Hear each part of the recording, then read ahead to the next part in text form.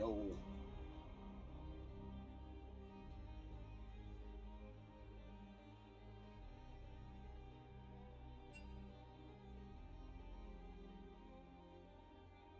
Okay.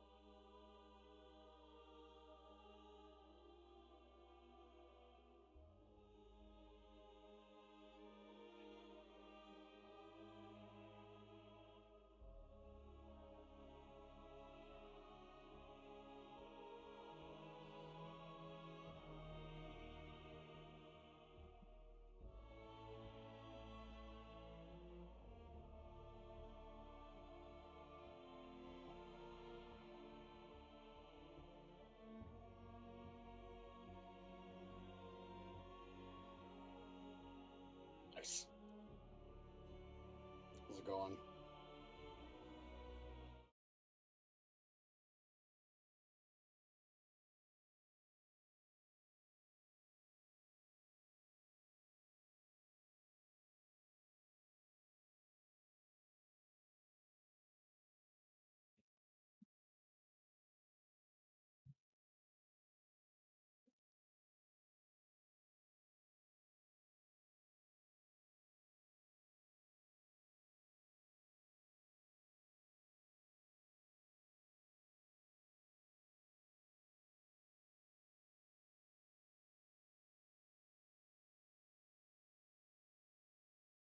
I'm here. I'm still awake.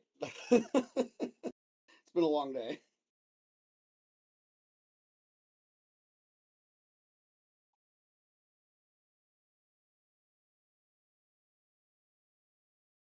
He's calling me. He's being a hater towards me.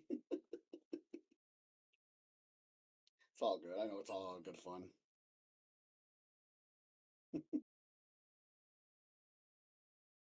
You want to shoot me that invite whenever you get a chance.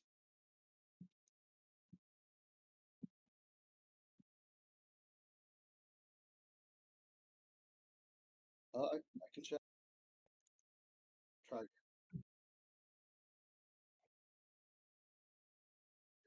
not hearing you. Hmm.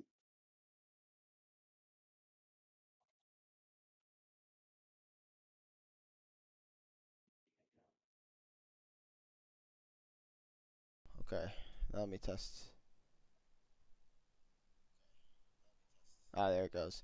Okay, Not so hearing you yet. since nobody just heard me, I don't think, which is ridiculous, I will repeat what I said. Everybody, welcome to the stream. Once again, uh, this matchup today will be between Instinct and Coinflip, as this is the loser bracket finals. The winner will earn themselves a right to face Femboy Jellyfish in the grand finals. And I did already introduce War, that's why y'all heard him talking. I don't know what the heck, why my OBS switched my mic off, but it did. So, yeah, I'm here. I've arrived. And CLT, we were talking crap about you because how dare you call war just war? It's crazy. Um, but all right, good. Glad we've gotten that out of the way. So let me see. I got the link. I'm gonna invite you in a second here. Sounds good. War invite. Boom. Here is the drafter link. I'm gonna send that to you. There we go. There you go. There's the link that you need. Let's pull this. Oh. the screen. None. Okay. Cool. There we go. So I guess we're just not gonna pick up the draft for whatever reason. There it goes. All right. Perfect. Gotta love OBS. I don't want to. Can I just get this off my screen? I don't want to accept all. I don't want their cookies. Uh, these. What does this do? I don't care. I want it off my screen. I don't want your cookies. Get them out of here.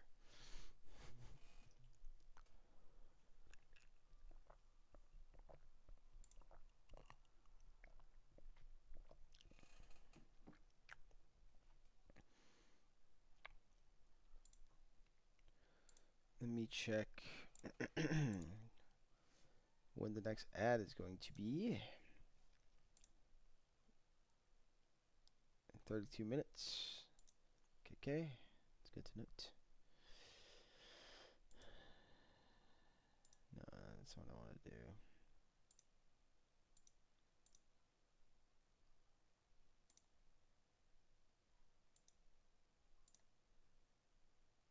Alright, cool. Welcome to the stream, Marika.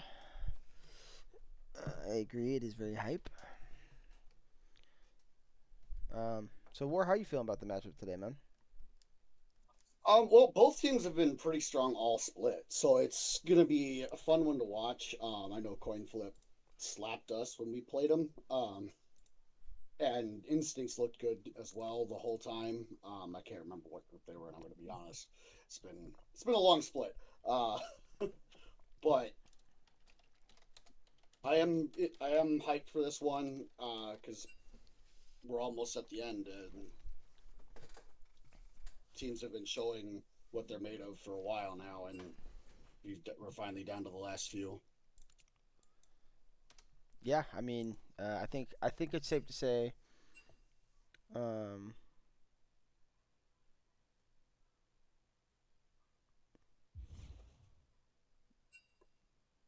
why did Nightbot do that to you? It's so weird. Sorry, I got distracted because that is a weird thing for Nightbot to stop. Apparently spamming emote. I don't know what emote that was spamming. But anyways, yeah, I think these are the best three teams left here in the playoffs here, without question. So I'm excited to see today what these two teams can bring, and it's always a great matchup when these two teams play. So I think this is the first time they've actually played the split as well.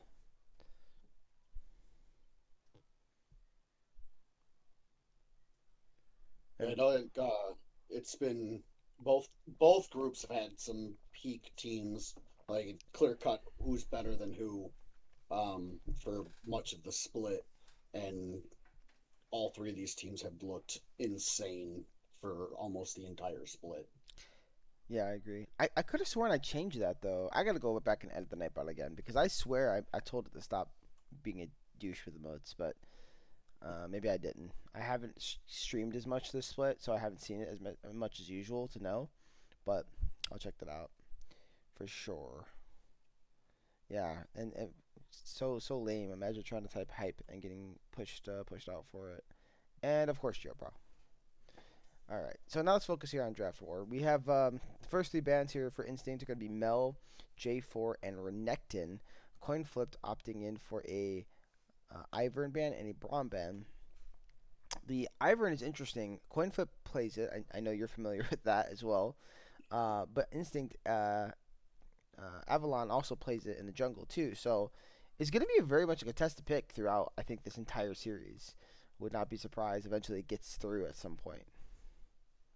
I think Coinflip's banning it because they want to try to, if they get blue side for game two, they can first pick it. Would be my guess.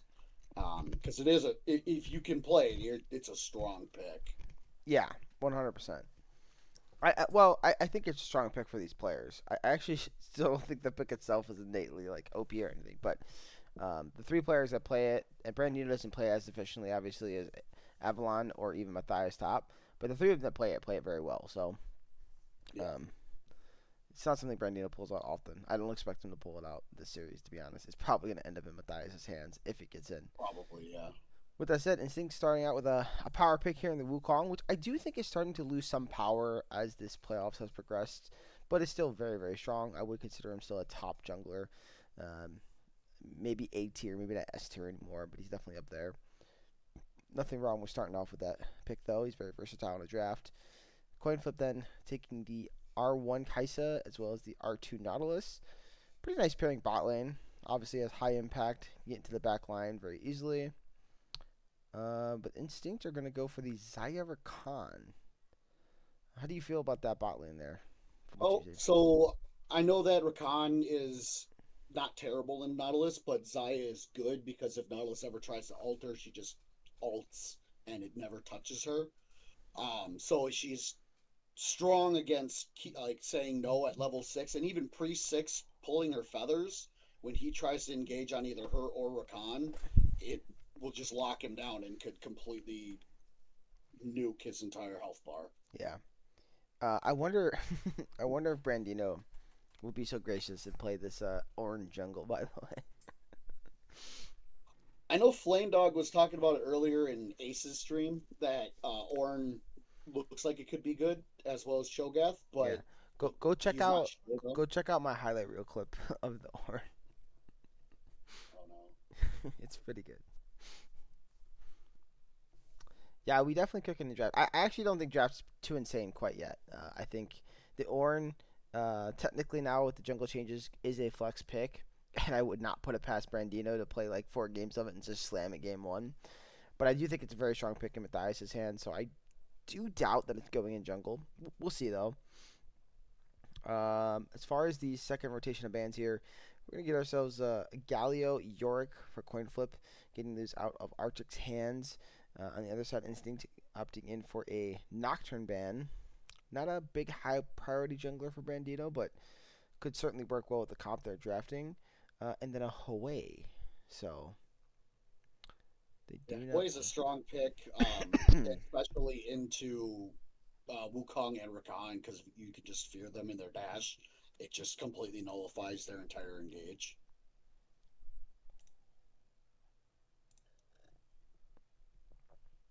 Agreed. Morgana, jeez, another flex pick, possibly being mid or jungle here. I highly doubt it's going to be top lane. I've played it, but as a counter pick. Yeah, But probably champion is Morgana mid. I mean, Aristotle's played it a lot this split, whether it's been in the jungle yeah, or the mid lane. Um, I don't know how safe it is as a blind mid pick, but I mean, it's something he's comfortable with. So I guess technically you could still get it in the jungle. I mean, if you really want to get funny here, there's a lot of there's a lot of flexibility in Coinflip's draft.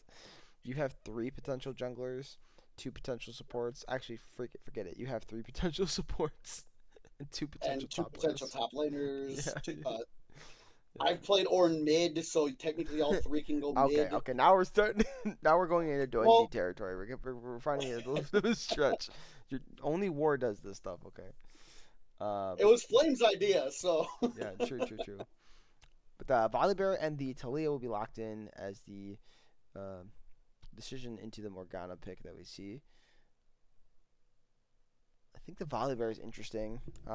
Obviously, this is more than likely a Volibear top. I'm not anticipating the Wukong going up there. Um, I think Talia is pretty good for the comp that Instinct setting up. Good for flanking. And yeah, so there it is. Jax for Brandino. So it is going to be Orn top. No funny business here in the first draft. I think that's a smart thing too. Like again, I love exciting stuff and messing around about, but I think game one, 5 game series, you want to try to start off strong, get some good picks for yourself, try to take the game one, and then maybe start messing around game two, game three if you pick up that first win. Rika's asking for Orange Jungle. Jack, stop. I mean, I guess you could. Rika, did you see my clip by the way? It is some funny stuff. I'm not gonna lie. I thought it was funny at least.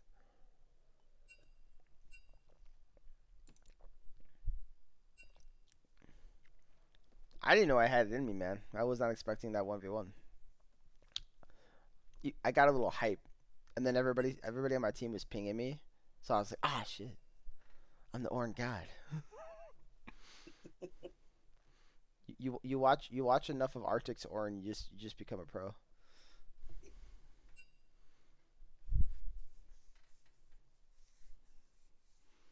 Yeah, I know, dude. I wanted him to at least like practice it because I think it'd be a hype pick, man. I could see him pulling it out, but I'm gonna assume there wasn't enough time to play it. The patch has only been out for about 3 or 4 days, so.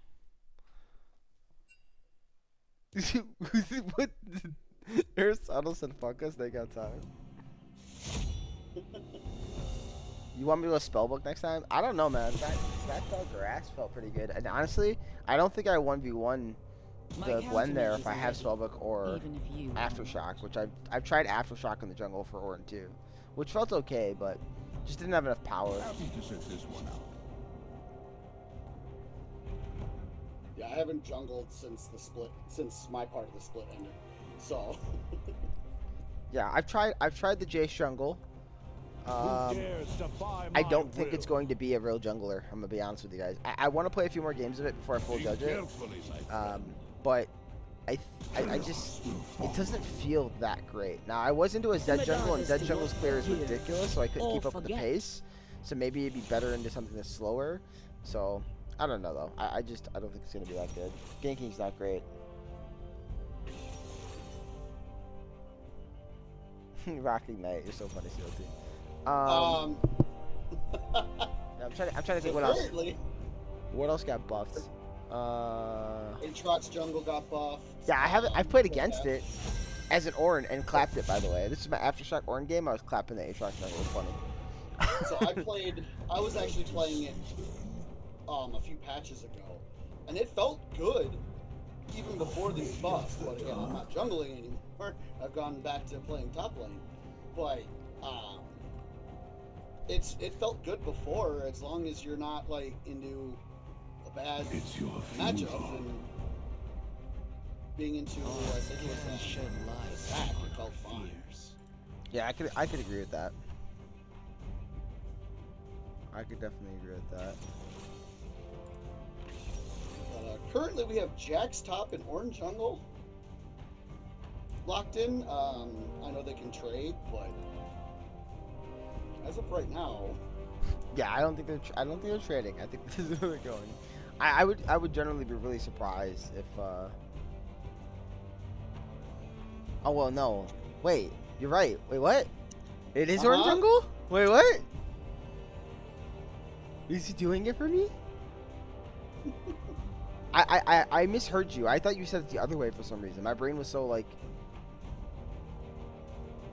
Were they in order war? Do you remember if they were in order? I'm pretty sure they were. Oh shit! He's really doing it. You might have done it for matchup reasons, like Eureka says. Did Brandino practice some of it? I don't know how I feel about Ornn into Wukong though. I don't feel like that's a great matchup for Ornn, but nonetheless, I'm gonna run a 3-minute ad, guys. So sorry to anybody who's watching. You're doomed if you don't have your subscription. What can I say? Pay the premium. I'm just kidding. You don't have to do that. I'm just letting you guys know, so you can ignore stream while it goes up.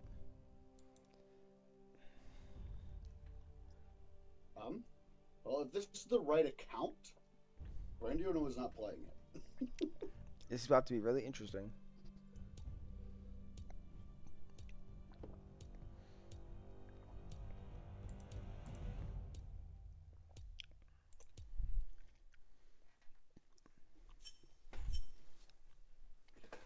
Well, we got a few minutes of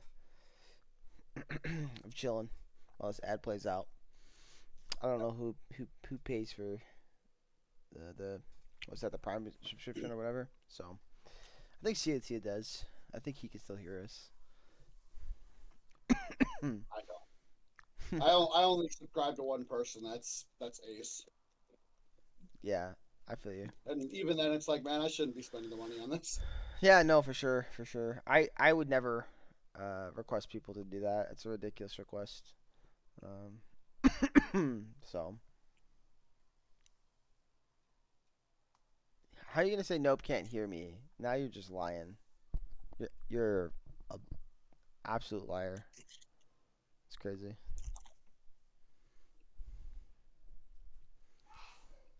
Bless you. Bless you. You're welcome. Well, Whoa, what just happened? I don't know. Oh, we just got kicked from the party, bro. I have a feeling they messed up the draft because they're all out. We're about to find out what happened here in a second. Uh,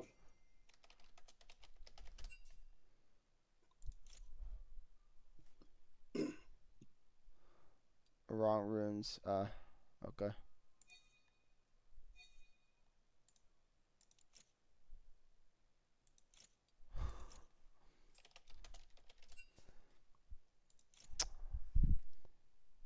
Okay. CLT, I'm messaging you real quick.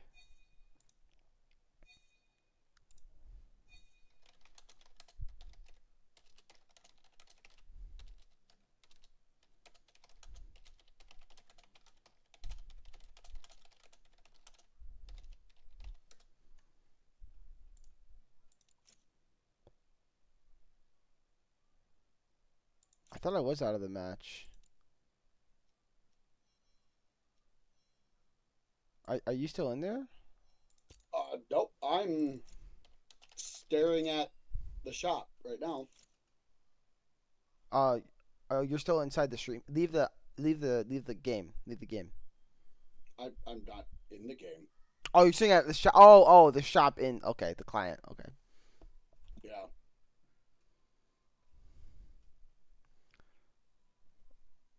Why are you? Why are you with the fucking Hold on. CLT? All right. Let's see. I'm back in. Let me invite you. There we go. Jump into spectates. I really need to Well, I hope figure this. out a way to get up. I hope this doesn't mess up my ads, man. It says 52 minutes. We should have enough time. Get in there, boys.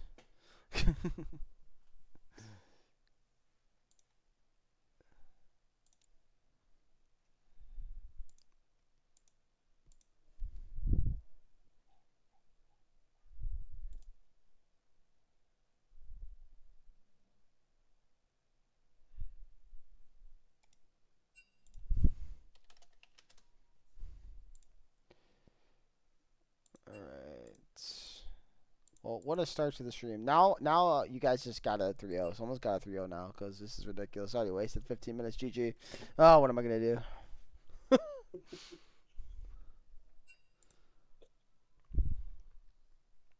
Ugh. That's what I did too. I just bought food today for Thanksgiving.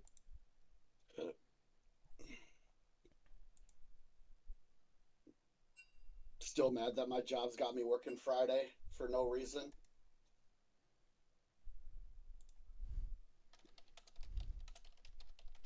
That sucks. Yeah. I work. I cook for the Meals on Wheels program, Hmm. and we don't have a meal Thursday or Friday. There's no reason for me to be there, other than my manager making me work. So, I don't know. Someone probably requested off, and I'm the one that ends up having to deal with it.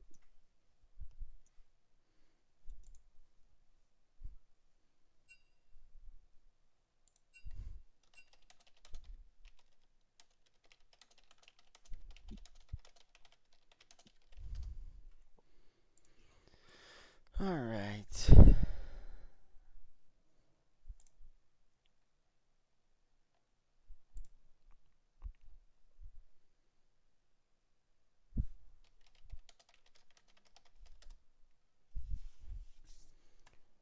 Go, go, go, go, go, go. Get in the game. Get in the game. Get in the zone. Auto zone.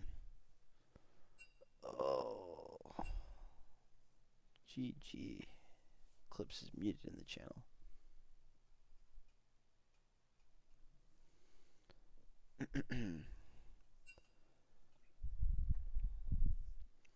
As a child, war would wait. He chilled to watch the game, but he always knew that we ready. Come on, we're ready, boys. That's the remix of Warriors for you guys.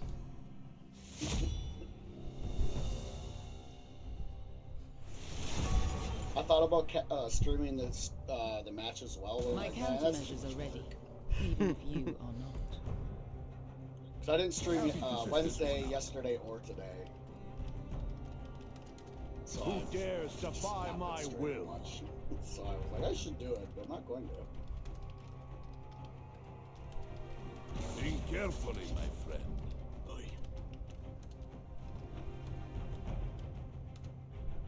Chaos will follow.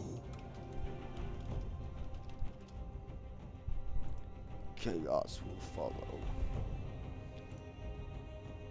The Madadas do not forgive. You know, War, how they or do like forget. the like you're like they do the preview things, or like if you're watching like a commercial, it'll be like, you know, something like Lions Falcons this Sunday, 7:30. Yeah. You know, like that. I wanted Sunday. yeah, I wanted to make one for this series and be like, Coinflip, Instinct, find out who wins. This bitter rivalry will come to an end. Only one team can make it. I wanted to just like put something out like that. I thought it would have been so cool. But then like, there's just no time to make something like that because I wanted to make it crisp. It'd be one of those things you'd have to show it like 3 days ahead of time. Not for real. And to upload it is what I would say. But yeah, no, I get you. I can change my voice for it too. It's so perfect.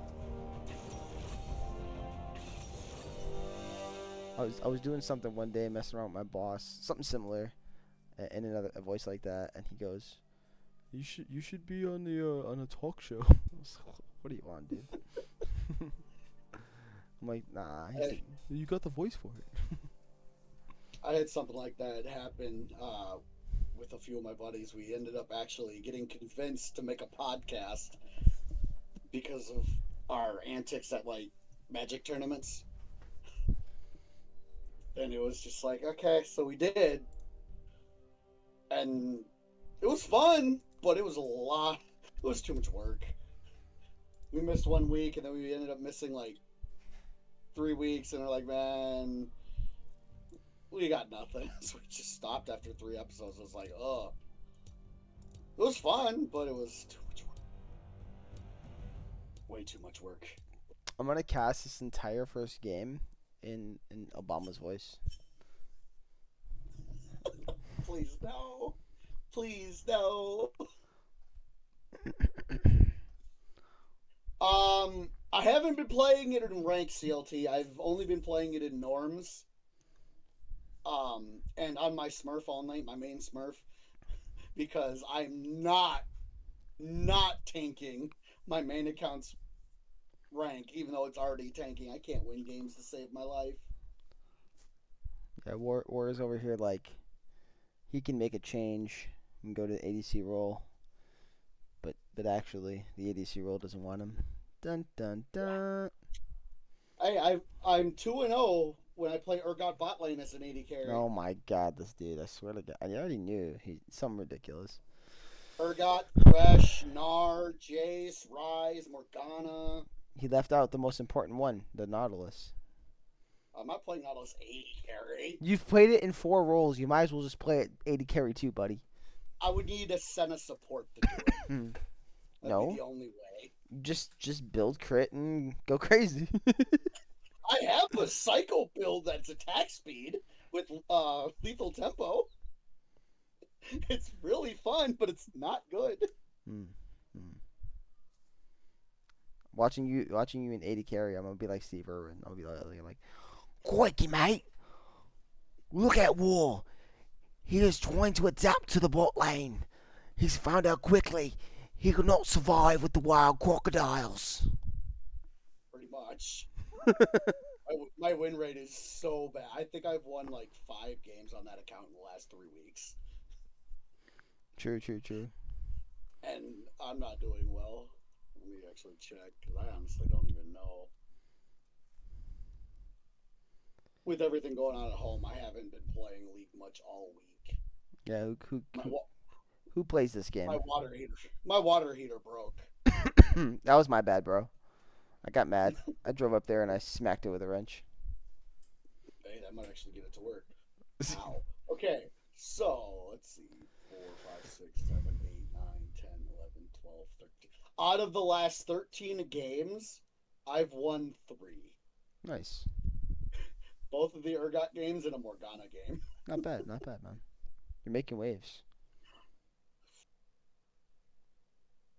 I tried Fiddle, but his auto attacks are so bad you can't CS. Fiddle ADC. Yeah, that one will definitely work. Seems pretty good. Hey, I'd appreciate that, but I don't know if you'd be able to play in the league with your work schedule. Like, you were my original thought for support.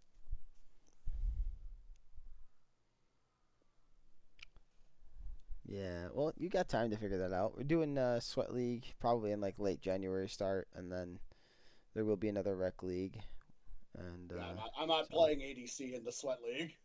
Oh, you're playing in the Rec League? Well, No you got way. time to prep then. It's probably best for you. You get like a full six months or something like that from now to figure it out. We might. I don't know if we're doing 2 Rec Leagues next year. It certainly could be on the table. We'll see kind of how everything plays out. I am in game.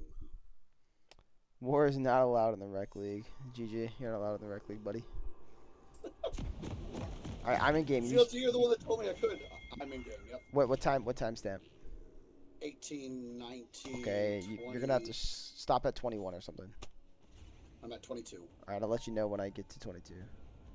19, 20, 21, 22. Okay. Get rid of the time control. That. Control Shift Z. Okay, I remembered. Okay, I remembered, he said. So, he did go with the unsealed spellbook for the jungle, Ornn, by the way. I think that's probably the right choice overall. I do think the Aftershock would be great in the right matchup. Arctic's got to be careful here. Alright, Judge Line is just going to miss, and yeah, I definitely agree with that.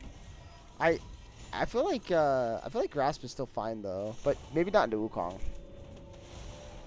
Yeah. Oh.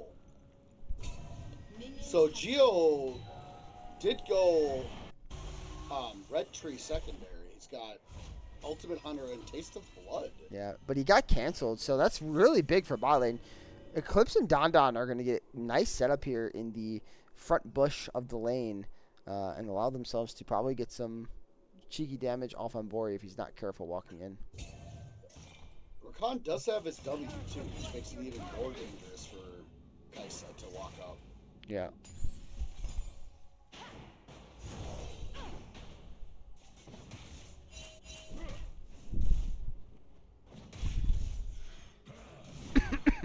We don't even have a commissioner role, CLT, officially. Well, Matthias kind of going ham. Yeah, just beating the crap out of this volley bear. Overall, though, it's about an even trade, so. Yeah. The advantage that Volley has is he did get a bunch of grass procs, too. Yeah. So we didn't really see exactly what happened level 1, but somehow Clips and Don end up on the back end of this, and a huge trade as Don taking both the Ignite and the Judge Line to the face. He chunked to about 20% HP, but will survive. Looks like he did use his heal. Yeah. Used heal and survived it, but not by much. If Bori could have gotten a little closer, I'm 100% sure that was Rakan going down. Indeed. Still had flash available, though. True. So Avalon's looking here for an aggressive move into the jungle. It's pinging onto it. It's at 1100 HP. Both junglers do have smite. It's going to be a smite flip, and it ends up going over to Avalon. Now Avalon's going to jump on a Brandino, use the W, do so much damage. He's going to flash over the wall. Will it be enough? No, it will not. So Brandino is going to survive, but he's going to lose his red buff. And Will he get Krugs? I guess he's gonna leave him alone to hit his Krugs. But a really nice invade there by Avalon. Oh yeah. Yeah, I saw the first smite come down. I'm like, oh, I didn't see whose it was, and it was down to 300, and then the other one came out. So yeah. Owen did not get it. Okay. Numbers got me all confused. I'm like, wait. No, yeah, Ornn didn't get it. No, No. he does not have a red buff on him. I'm curious if Avalon's going to finish clearing his side of the jungle, which I think is better than if he tries to go for the opposite side scuttle here. Yeah, he's just going to go back into the jungle. Very smart. Jack's not losing the trades to Volley. Yeah. Well, Volley did reset already, so that's the big thing here. Jack's now going to be forced to take his reset. He might have to burn his TP. Now, mind you, Arctic walked back to lane, so he will have the TP advantage, which is pretty big for the top lane early on. Walked back and is even in CS too, which makes it even worse. Yeah.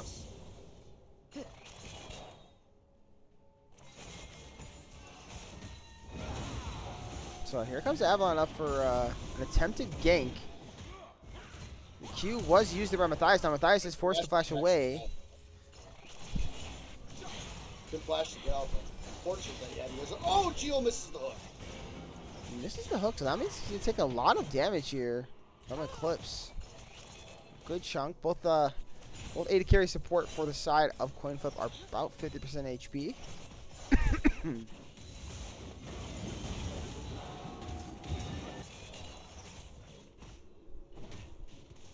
So does Brandino look for a cheeky play? No, he says, I got camps to farm. Bye. Yeah, I think that the big thing with the Ornn is you always are trying to rush to level 14, right? So as quick as possible, start upgrading everybody's items. Yeah. It's a little harder to do from the jungle as quickly. Nice dredge line there on the board, or Eclipse, I mean. Chunk him out a little bit, but good damage. but I think his level 6 power spike is actually pretty strong too, especially when you're contesting objectives. So I definitely would be trying to rush that. But on the flip side, it's kind of the same thing for the Wukong. So both champs kind of want to hit that level 6 power spike. Despite losing his first red buff, he is even in clear at farm with Wukong. I almost said Warwick. You are correct. That is a Warwick, 100%. Yeah. Yep. I see his fangs coming out of his mouth. Big old fur ball.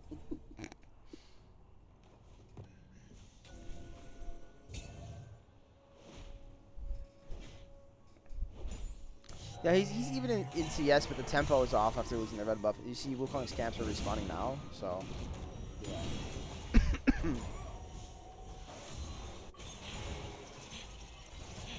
Good dodge. Yeah, Bori's got to be careful here. He's going to get locked up from Eclipse's Oh, good hook by Thunderstorm. Geo on. But Don is going to fall. He finds himself in a really bad spot. Here comes the TP in from the Unsealed Spellbook Ornn, just to make sure his bot lane is safe. But yeah, beautiful hook there onto Eclipse. I mean Don. I'm mixing up my names so bad right now.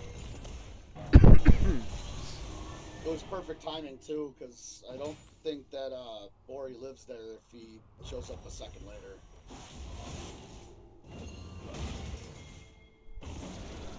Ooh, Oh yeah, bit of a fight top lane. He has to dodge up the E, but it's not going to be enough. The W chomp, and down goes Matthias, getting a kill back for Instinct.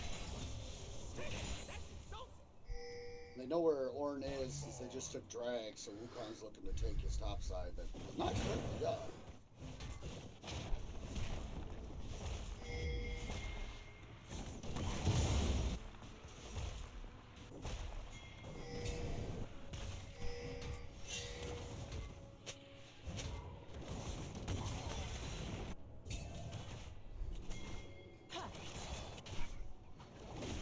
Yeah, knowing this, He's gonna walk away. He's gonna have to W her over the wall. Nice! Oh, good Binding there by kill. Aristotle, predicting a flash over. he goes. Drop the chains on his face. Aristotle has come to play, but here comes the Weaver's Wall. Oh, nice cancel there by Matthias to keep his mid laner safe. He's now gonna jump here onto Good Boy and push him out of the fight. How aggressive is he gonna want to go? Jumps back onto Arctic here. He does not have that counter strike available, but it's not going to matter. And the solo lanes of Coinflip coming up strong. Oh, another hook onto Eclipse. And there's the barrier from the Zaya. Yep. And a flash in there from Geoproud just to keep his AD carry safe.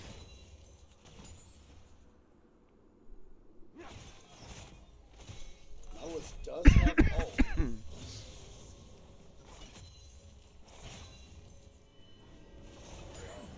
Ooh, the judge line's not going to land. Don does have the quickness. Let's see if he's feeling aggressive here or not.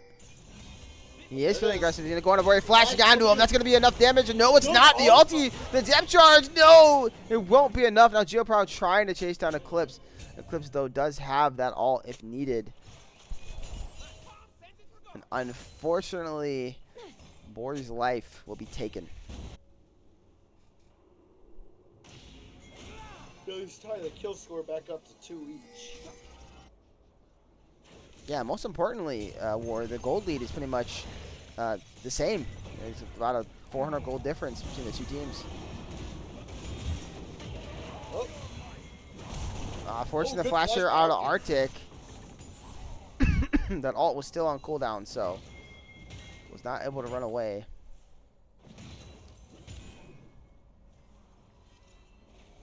It does look like Jax is going to go the Triforce build here. I was wondering if he was going to go the AP or the normal build. Seems like he's going Scotch. Yeah, Grubs, most importantly here, though, will go over to the Instinct side, which Volibear is going to love. He takes turrets very quickly.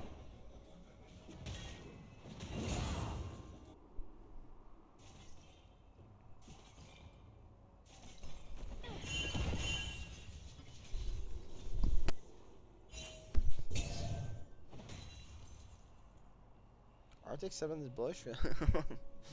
He was like, hello.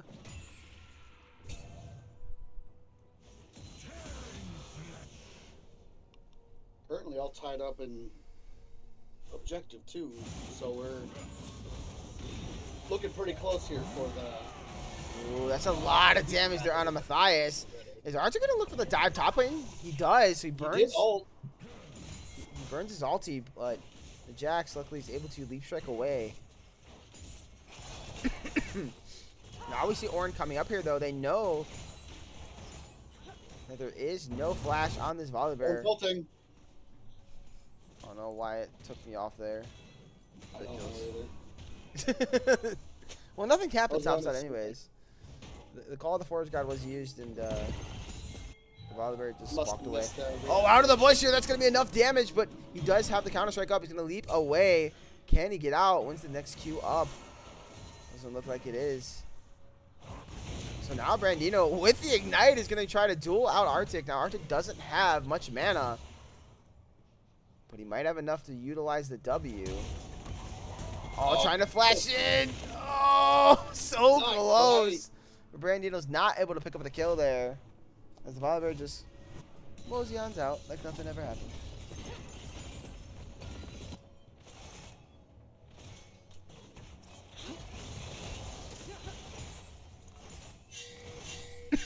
Is it? What should Jax take? Noah. I'm not very familiar.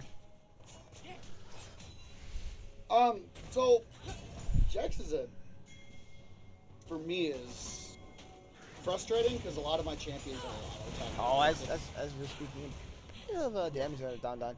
Yeah, I know a lot of Jaxes take grass. Is that what he should take up there? Like into the Volibear? Is it better?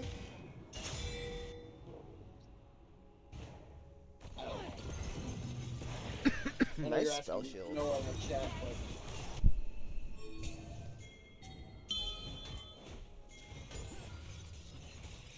ooh, almost catching Donna. Hello, Joseph. I like that Matthias walked down here, but the problem is top lane turret is taking a lot of damage. And Arctic just picking up the plates. And now Arctic can just start to walk down. Quickness is going to be used with the Cyclone on top of Geoprow.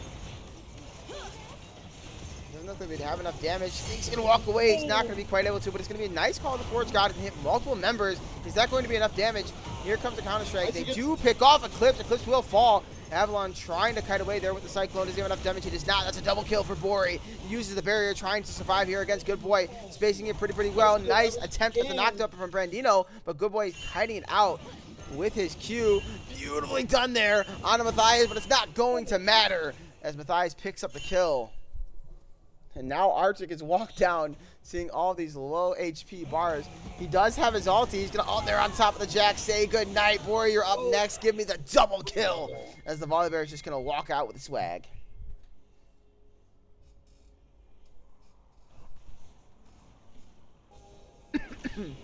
What a fight. And honestly, I have no idea. Who got feats? Oh, it was Instinct because the Geoprow died first. Okay. That's who got the feats of warfare, yeah. Where's the tracker, man? They need a tracker for this.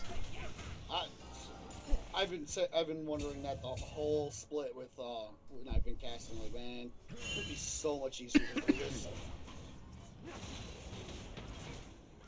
Does look like though Instinct is going to get second dragon, so they only need one more objective to get feats. Yeah, and when you look at the state of that top turret, I got a funny feeling it's probably not going to come down to the Rift Herald. Jack's taking a lot of damage here. Does manage to be able to just walk out of there. Yeah, we've already seen Good Boy on this Leo before. He got a pentakill the last series he played it against Femboys. Oh, that was 2 series ago now, I think. But he's definitely nice pick for him. Quickness here on the board. The CC layer is so good. But wait, they're trying to turn it back. Nearly able to pick off Eclipse. Just barely not enough. Geoprow does have the flash. He's going to flash with the judge. Oh, beautifully blocked there by Don Don with the W. And giving him a thumbs up. That's not Don Don. That's Don God right there.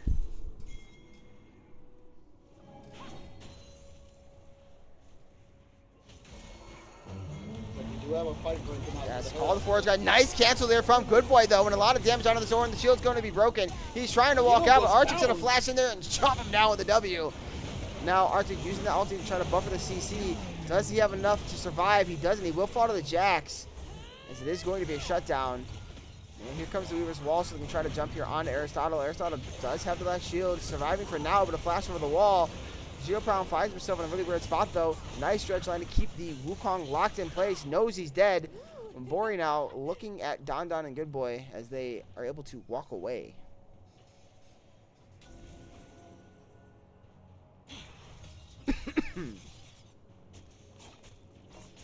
Oh, we got a race for first tower between Talia and Zaya here. That is feats going over to Instinct here.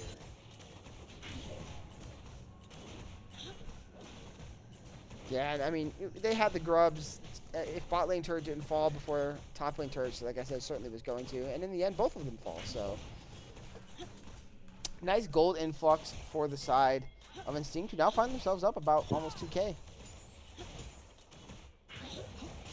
Oh! I don't know if he wants that judge line. Yeah, depth charge is going to be used, but here comes the quickness. Geoprow marked his own death there with that hook.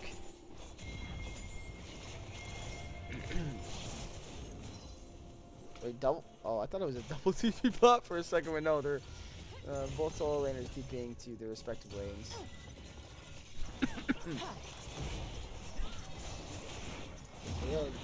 They're melting this hair though. Clips rotating off of it. Try to defend this mid tower. Oh, really, really nice knockback there by Aristotle. I mean, Good Boy onto Aristotle. Will Aristotle be able to walk away here? He's going to have to drop the ulti just to try to survive, but it's not going to be enough. As Good Boy gets the solo bolo in the top side of the map. It is slowly starting to fall apart here for Coinflip. Yeah. But looks like they found themselves a bear. He's going to get knocked up there by the Call of the Forest God. Geoprow is going to get the auto win, so it's going to CC him up. Going to drop the ulti, but I don't think it's going to matter. And they kind of knocked down that bear pretty fast. Yeah, they did.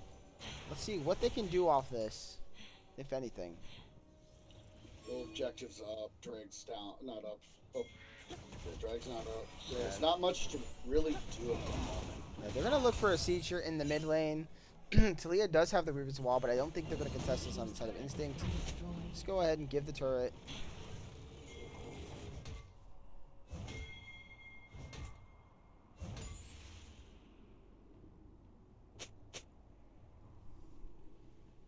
It does give a little breathing room to Coinflip here, Wars. You know, opening up the map a little bit for them when they're behind. Can obviously set up picks on rotations. I think the big problem, though, is they do not have the bot lane turret, and that's going to make contesting Otacon pretty difficult. Yeah, it'll be pretty hard to take Otacon without that tower being down. So Jack's down there right now to try to push it out, but with Otacon coming up in less than a minute, I don't think he's going to get the tower. Yeah, and Aristotle, he's really struggling in this matchup. That's going to be another solo bolo there for Good Boy. But Avalon walking into a dredge line with a depth charge into a death as the jungler falls. And that does mean that the Drake should be Coinflips at this moment. And with Otacon spawning in 30 seconds, kind of begs the question of what's going to happen here. Does Talia have the, who has the Herald? Wukong does. Oh, Wukong does. Unfortunately, he is dead, so they can't use that to break open too much here. But they do end up hitting here onto the mid lane. The turret does fall.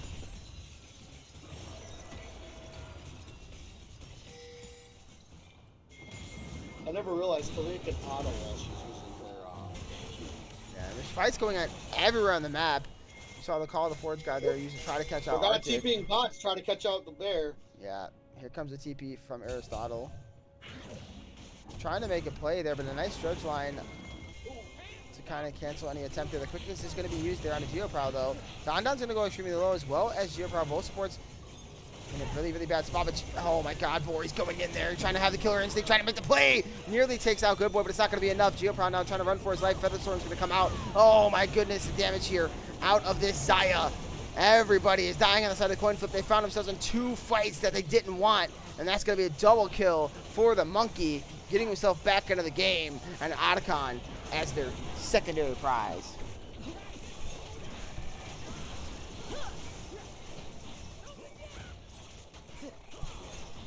It's going to break this wide open. Now a 5K in favor of Instinct. And bounties are coming available now. Yeah, this is looking rough right now.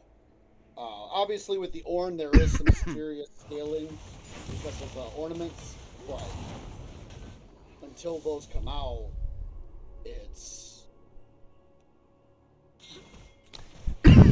How do we feel about this redemption first item, by the way, out of the Ornn?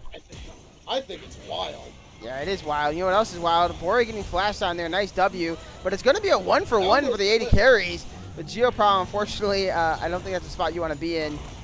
A nice ulti there from Brandino to try to keep his support alive.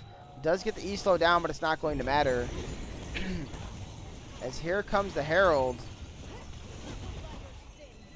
Brandino nearly dying there. There's so much damage coming out of this mid laner. And oh my goodness, the knockup, and a knockup, and the dunk from Arctic. Don there with a little drive-by to Aristotle. Woo! Where did Jax go? I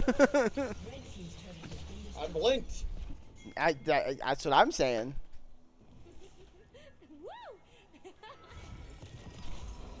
You blink in 22 minutes into this game.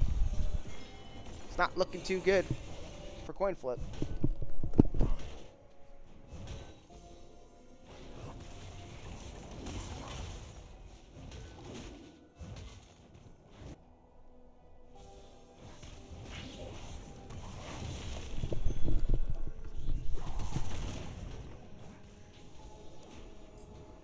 lot I of will say, oh Brandon, no's in the chat. Yeah, it's a it's a bit of an oh no if you're a Coinflip fan at this moment. It's not looking too good for them. But never say never. Anything's possible. If I know anything about this team, they will fight till the bitter end. So.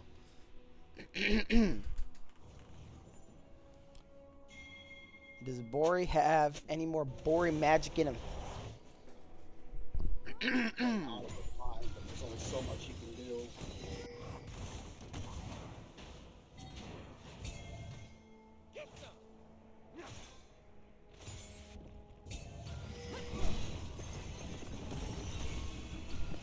Good boy, just doing so much work on this Thalia. I mean, look at the damage. Matthias is left limping away. The TP in from the Ornn is actually not looking too good for Brandino as he gets chunked down and nearly killed under his own turret. The redemption is going to drop down, but it's not going to matter that much.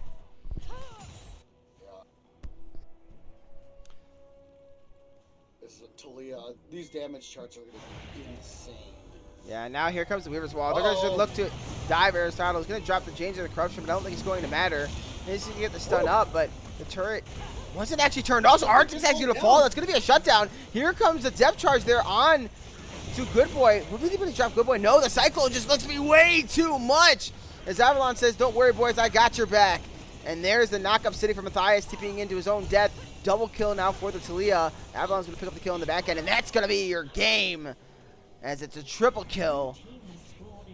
Matthias just got bounce housed upon landing from his team. Yeah, the Morgana did not look to be as strong here, especially into the Talia. But yeah, that's actually a pretty quick end here to game one. Was not what I was expecting, but 25 minutes in, and they don't even need Baron. We're going to game two. Yep, Baron just spawned for the first time. Wow.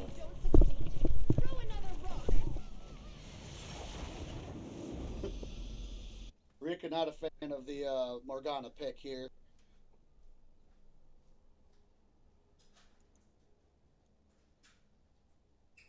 Yeah, Talia did the most damage by 11k. Wow. Bori did the most for Coinflip, but his damage charts are not all that close.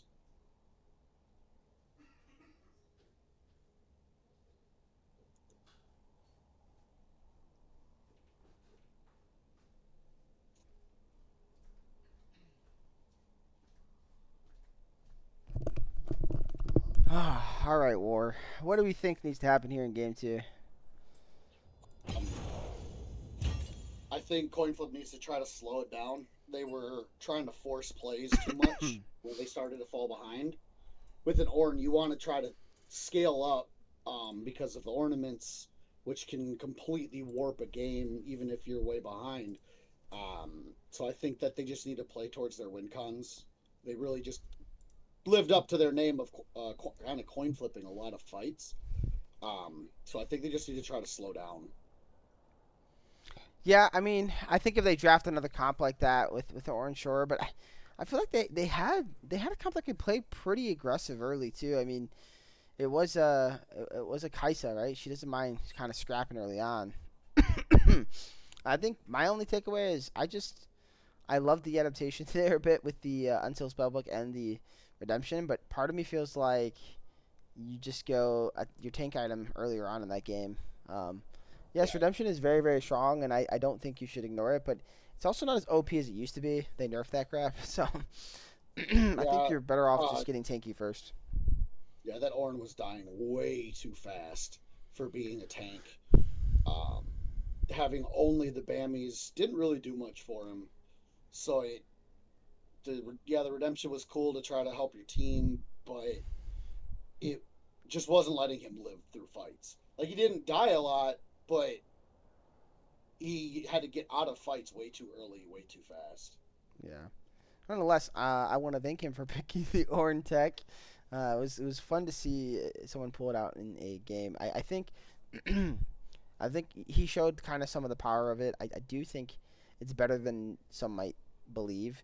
The W is insane. Like, you can clear camps pretty efficiently and fast. Of course, the problem is your dueling isn't great, right? So Wukong invading you is certainly something you have to deal with. Moving forward, if I were to continue to see Orange Jungle over the next in the next series, if someone pulls it out, I think it's better like game 3, 4, 5 ish. Maybe not so good early on. Is Arctic just the best player or what? I mean, he's certainly a fantastic player. Uh, I don't know if I would use the terminology best for anybody particularly. I mean, uh, one of the best maybe would be my terminology. He's one of the best players. He's not the best player. We have a lot of great players in this league. Tons of them in this game. So,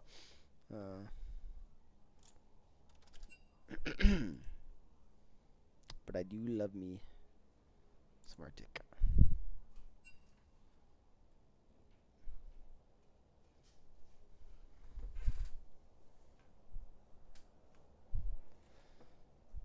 Well, we are getting into this draft for game 2. We are seeing a Braum ban once again here from Coinflip. Kind of looks like what you said is going to come true. They're going to probably leave open the Ivern. So Yeah, especially with it possibly being a flex pick, like you were saying, Brandio does play it. I think it would be a really good pick to try to keep up with their game plan from game 1 of yeah, I would not disagree. I think Arctic is always a shining light for the team, and sometimes kind of forgotten about because everybody like looks to Good Boy in the mid, Don even in the support role, right? Um, but I do think certainly he has a high impact, and he plays a game that is definitely unique. Like he kind of doesn't just play for lane only. He does play for his team, but at the same point, he's pretty good at just playing kind of the split push style as well. So it's not like he's capped in right. one play style. The So it Iron looks Band, like by the way. Instinct sniffed out what we were thinking, banning out the Ivern. Yeah, I kind of think if Ivern is gonna make it, it's gonna be like a game 4, game 5 pick if it makes it through these drafts because both teams are gonna ban it until they can't ban it no more. And that's what it kind of feels like. And if you're up one game already in your instinct, why give them such a powerful pick when it's something you love too? So I think the decision to ban it is smart. Now the question is, with Swain first pick on the side of Coinflip, what's Instinct's counter? Now, the last time I saw the Swain mid that I think I casted or remember seeing was specifically when Marika tried to play Mordekaiser into it, and I think he played pretty well into it in the lane. Got nice leads. So I'm curious. I was gonna say I'm curious what they're gonna go with. They decided to go with the Oriana. So Oriana into Swain. What do you think about that? Oh, I know she outranges him in general with her abilities and all that, and she can poke him down. But I'm not 100% sure if that's going to be a Swain mid though. I'm pretty sure Geo does play it, so it could be a Swain support. Yeah, I feel like it's such an Aristotle pick at the moment. Like that's kind of what I felt about the Morgana. I don't feel like they're going to take him off of what he's comfortable on. I got a feeling it's more than likely Swain mid. Sure, they leave the flex open and it makes Instinct think a little bit, but they've kind of done their draft prep. They probably are right on the money here. J4 being picked though means that they're going to get back to back two of the best junglers, Oh, available. So you don't have draft up on the stream. oh, my bad, guys. My bad. Didn't realize. You guys don't need to see draft, right? So it is going to be probably Swain mid then and Pantheon jungle. It looks like with the Leona locked in. Emilio. That champion is so frustrating to play against as an engaged support player.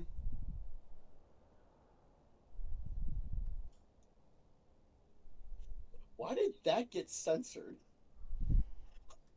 Why did Loser's Q get censored? I don't know. Oh, Twitch. Oh, Twitch. You confused me. Welcome.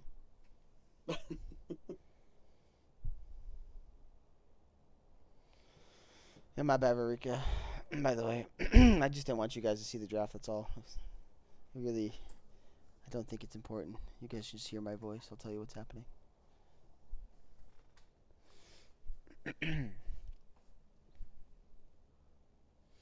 Instinct banning out both Eclipse's Quirky and Ziggs, by the way.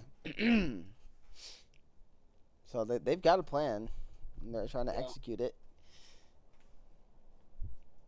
Force Eclipse onto something not as good for himself. Or, I'm sorry, Bori. I keep mixing up the two teams for some reason. I don't know what's going on with me today. Sorry, I kept wanting to call Wukong Warwick, so don't feel. Yeah, I know, right? I think the 232 cases are getting to my brain right now.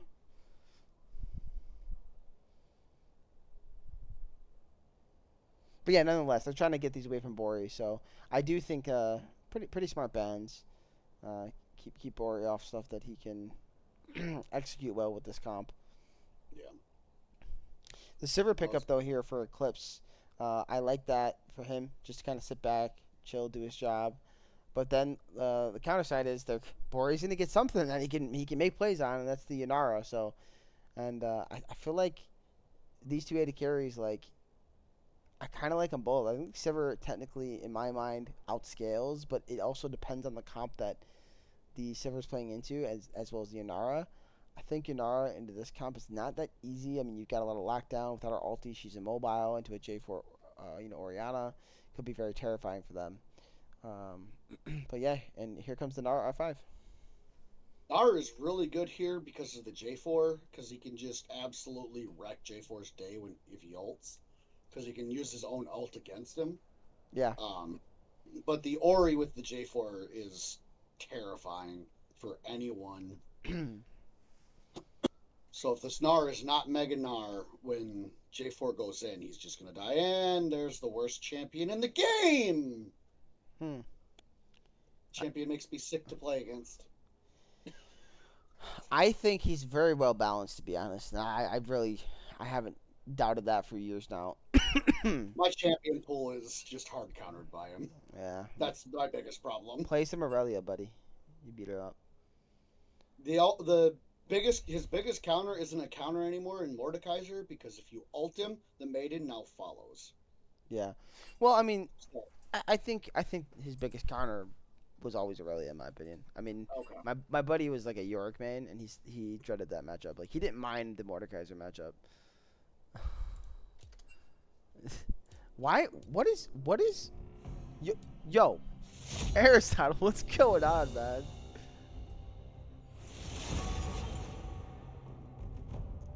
He's trying to get this over with. I swear, bro. I'm about to message him on the side. Be like, dang. Think carefully, my friend. My countermeasures are ready, even if you are not.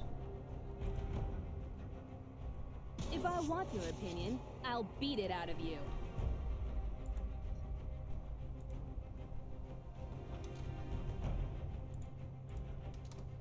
So Yeah, nobody, top lane is. nobody in the chat asked me what the lead is right there. There's the 1-0 lead for instinct. The Medadas do not forgive As or a top forget. laner, your top lane is the biggest counter matchup lane. You have to be able to play into your counter matchups. And as much as like I complain about York, I can play it. I just don't like to. But it's one of those things. It's just some matchups are just not worth playing. Right now, York is went from the ban. A lot of seasons it's Darius, so.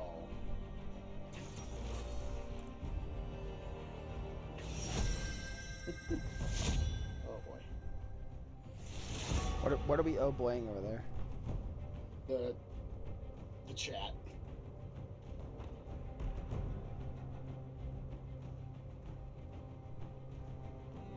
I'm going. Back to sleep then.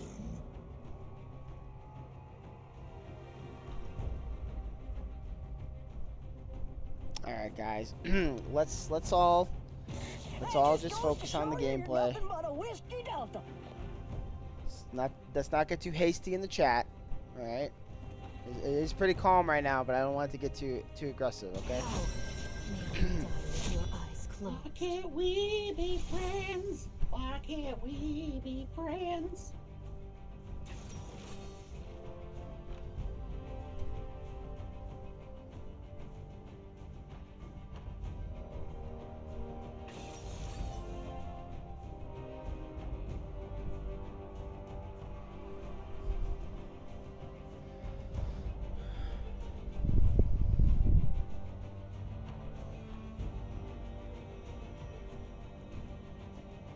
I do think the biggest impact is going to come from this top lane, though. Milio and Leona it's going to be a chess match between them. Plus, Sivir having the spell shield makes it even harder for Leona to play the game. I agree. So I feel like top lane is where the game is going to break open if anyone has like bigger impact. Agreed. I'm gonna run the 3-minute ad again, guys. So I'll see you back here in 3 minutes. Sorry again. Yeah, I wouldn't disagree with you. I do think Milio is a pretty strong counter into Leona. Definitely doesn't hard counter by any means, but it is certainly strong. Makes it so engaging. It's just not free. But the other counterpoint to that is I think Leona has better roams, especially early on the Milio. So. Yeah, Milio he's rough to play. It's kind of like the Nami for like Nautilus. It's hard to play it if they can time their abilities with your engage. And Leona, her E not actually seeing them until she starts moving is the biggest difference with like a Nautilus hook, where if you land the hook on the Milio, he doesn't have any more time to throw it out. So Leona has a little bit more counterplay to her kit than like a Nautilus or a Thresh or Blitzcrank.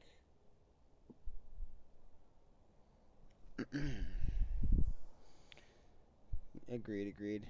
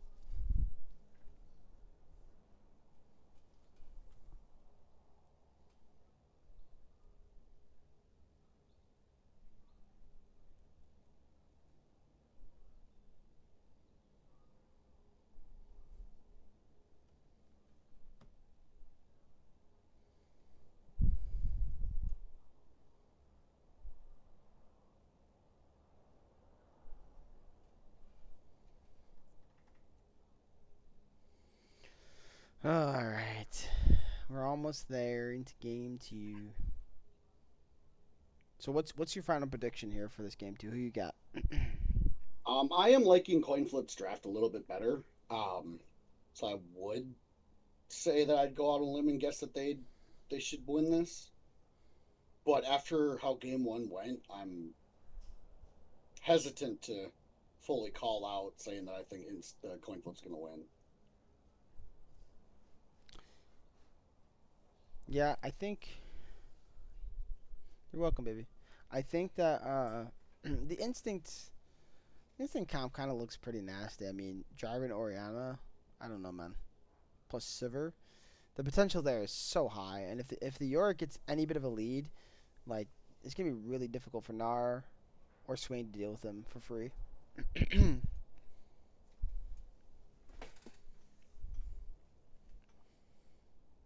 But I will say, if the Yunara gets strong and nobody else on the map is like giga behind, I agree with you there. That's where Coinflip's comp's going to shine, because the Yunara 2-3 items starts to become a beast. So obviously, kind of Sever and Yunara are both playing for similar spikes here. They spike both around 3 items, like hard. The 2 item spikes aren't bad. If they somehow both get the 4 items, it's like anybody's game at that point, though. We'll see how long the game goes. I mean, last game was only 25 minutes, so it could be a quick one. Yeah, I could see Swain struggling in this game, though. I won't disagree there. Ooh, okay, I am in. Already? Man, I'm not even close. You might as well just pause that. I'll pause at 10 seconds. Alright. Alright, I just got in now. 7, 8, 9, 10. Okay. Let me turn off the time control here.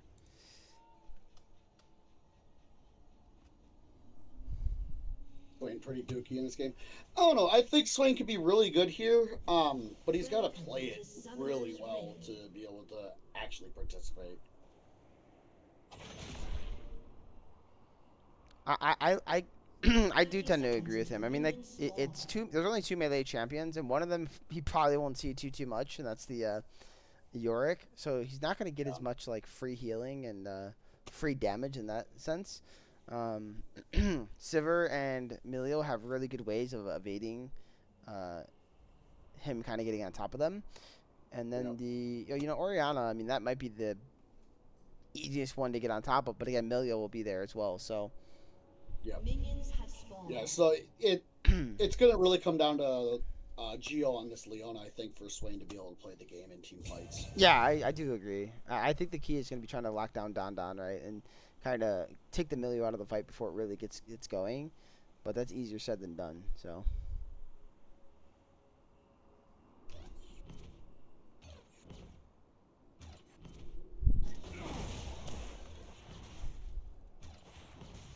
Interesting, Geoprow also went Aftershock this game. He did not go PTA. Curious to know why that is. So I'm not a fan of the PTA. I mean, he looks great on it all the time. Every time he plays Oh, no, it. he does. He does. But I'm not a fan of it. But I'm also not a fan of the whole, what is it? Oh, gosh. Glacial Augment. I don't like that either in general for engage supports unless you're playing Blitz. So. Well, that's a lot of damage on a Don.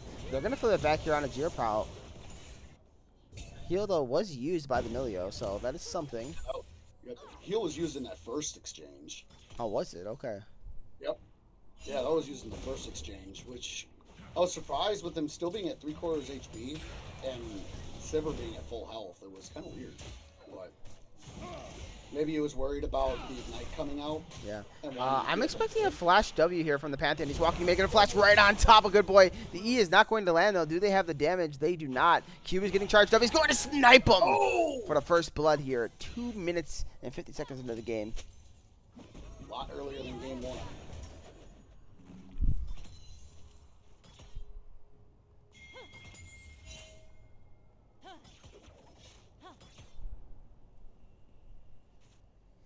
Yeah, that was a great look from Brandino. Does fall behind on tempo a little bit, but able to get himself a lead off of that gank. And he still will not be contested on the scuttle, so it's really not that big of a deal that he does fall behind tempo.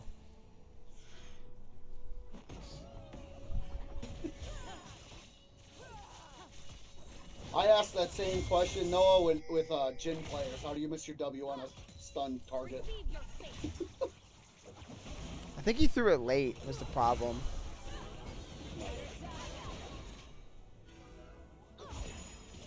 Sivir winning these trades simply because of Milio being obnoxious. Uh-oh. Nara's in trouble. Yeah, but Aristotle's also in trouble. Avalon making his own way like over a going gank mid, but down. you see Pantheon coming over, but it's not going to matter as Good Boy picks up the kill. And now it looks like we might get an all-out brawl here. So Avalon's actually going to end up getting both scuttles and is going to be up here in farm. 2 camps ahead. It's pretty big. Taking his first back with an assist as well. Already has a tunneler. Yeah, he's rolling already.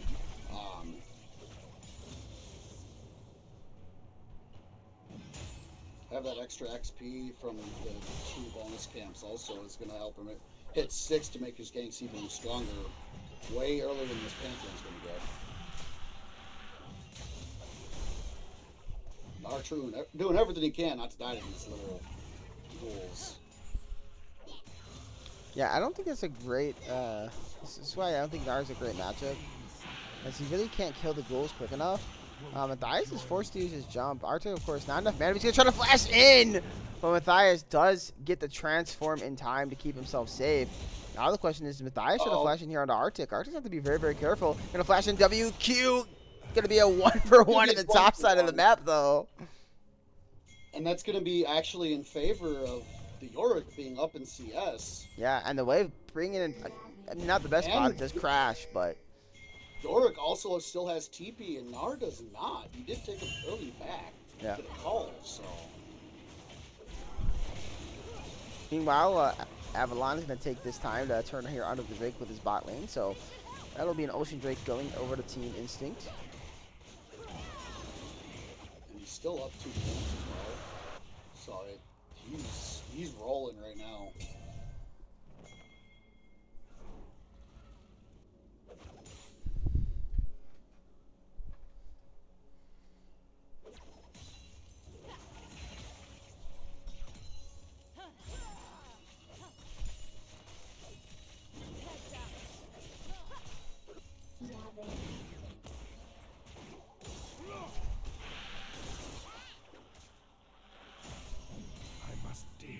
Arctic landing every E he throws.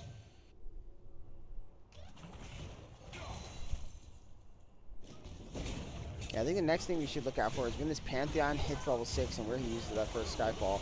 Though Don getting chunked really, really low there. Geoprime on Bori, but the problem is Bori takes a lot of damage as well. Yeah, Silver just free firing on him.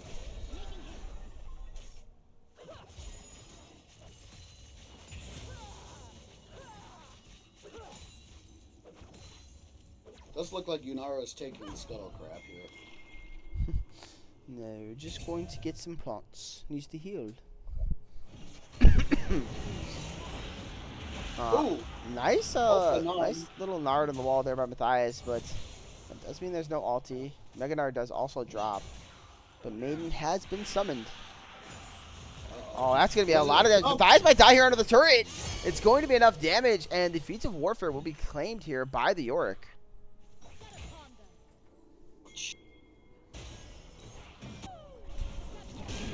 Pantheon ult, top lane. Skyfall is used, but Brandino doesn't set it up particularly well. It's going to be a nice wall to keep him there out of the play. Maiden might end up dying for this, though. No, Maiden is actually able to walk away. So that first Pantheon ulti doesn't even come in a good situation here. It's used pretty badly, so now going to be great tempo here for this J4 to make a counterplay here on the bottom side of the map. And you see Good Boy coming. They're going to try to lock him up, try to keep them safe, but I don't think Bor is long for this world. Try as he might, do what he can, but it's just not going to matter. He does hit level 6. They are able to lock him up and CC him down, but it's not going to be enough. Maybe this turn is there. No, it's a nice shockwave, catching and dropping this Leona. Bori's not trying to run for his life. A flash in there from Brandino, trying to help his AD carry, and here comes the Swain. This could be a really, really nice setup here for Swain. Don trying to walk out. Does he have enough? Nice flash away, though. He does get the slow. He's another E. No, he doesn't.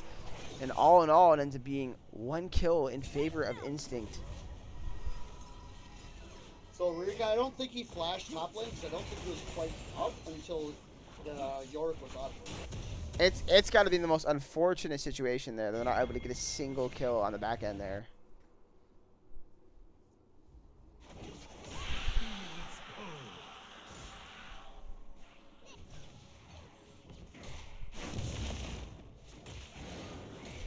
I am interested. It is interesting to me that Yorick went with Grasp instead of what I've been seeing a lot more often lately of the Comet, especially into a range matchup. Good Boy is forced to flash here, so that's pretty big. Nar trying. Yeah, he is trying. So Nar tries to get within the turret, but he doesn't quite get him in there. So unfortunately, this Gnar is sitting on basically no HP. Oh my goodness, good night, Gnar. Try as you might, you do not win that. Ori looking for the solo here. Pantheon's top again.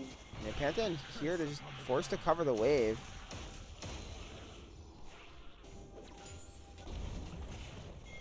Shockwave used on the bot line in the map side of the map here as Aristotle's chunked down about 10% HP there by Good Boy.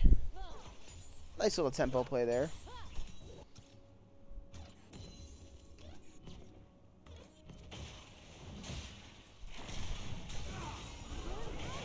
And yeah, Ward, that's going to be Grubs here once again for Instinct.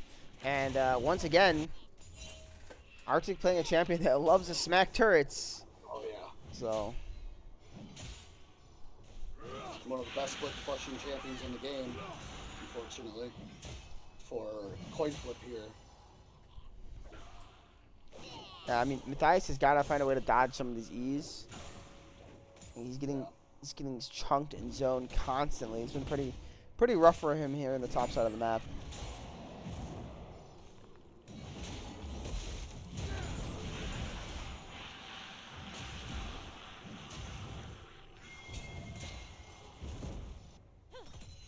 Gnar down almost half HP while being in turret range. Not much you could really do. Yeah, now I think they're gonna look for a dive here. Or maybe not. I've seen Avalon path up. I really feel like they should. Gnar does have his flash, but I feel like they would have enough damage to just one-shot him. Yeah, look, he's walking over now. So he's pulling Arctic back in. There is a Skyfall to follow. And he kind of stuffs it out. Drops that control word.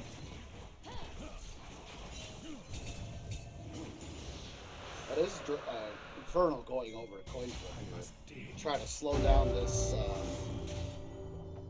objective stacking. Yeah. Matthias is really close to gnawing out. So at this point, I don't think they should attempt this dive. They would have done it sooner. Yeah, Yorick did miss his E this time, so. Uh-oh. Yeah, Matthias going. He's He just does go looking. in. He's looking for a chunk. That's I think is all really. Oh, here comes the Skyfall. Brandino is gonna find his way in. He does not have his flash. I'm surprised it just doesn't use the E there. Yeah, he did E to, Yorick did flash to get out of range. Oh, I mean the Pantheon. If he used E for the movement speed, he would I'm catch surprised him he there with didn't- the W. Yeah, I'm not sure why he didn't. Uh-oh. Swain getting dove. Mid lane, there's fighting happening everywhere. And that's going to be a kill here on a Don Dom. And Avalanche showing up. There's the Cataclysm. There's the EQ. There's the dead bot lane. Geo Prowl will be sent to sleep as 3 for 1 in favor of Instinct across the map. This game is spiraling fast for Coinflip here.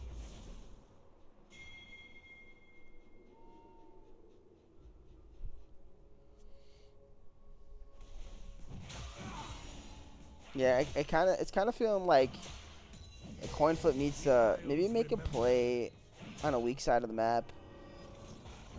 Look for maybe a stack here onto the Yorick. Meanwhile, though, there is going to be a pause. I guess there was a DC from Brandino.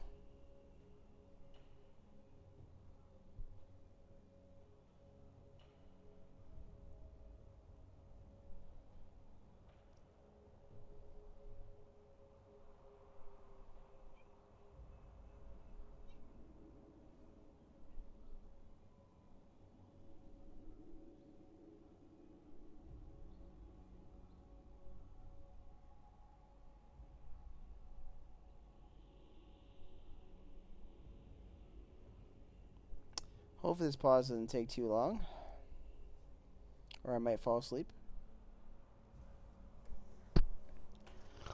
Ooh. All right, we are back.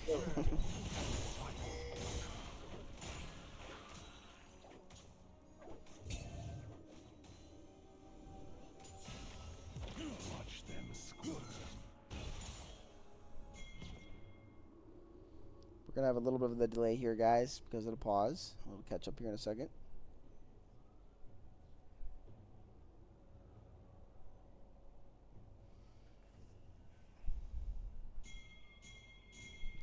good. Right back into the action. Turret plating will fall off in 30 seconds. Uh-oh, Geoprow, time to run. EQ is not going to land, but I don't think it's going to matter too much for this Leona. There is no flash. She might out because of the swing. She will be able to walk away. Nice solar flare onto oh. 2. Where's the E here from Aristotle? I think he actually just used it. So unfortunately, they're not going to be able to get anything else off the play. Pretty much just a defensive alt. And that's going to be it.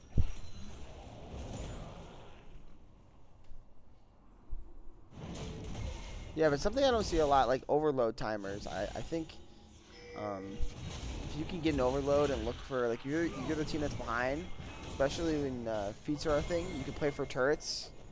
Try to overload one side of the map.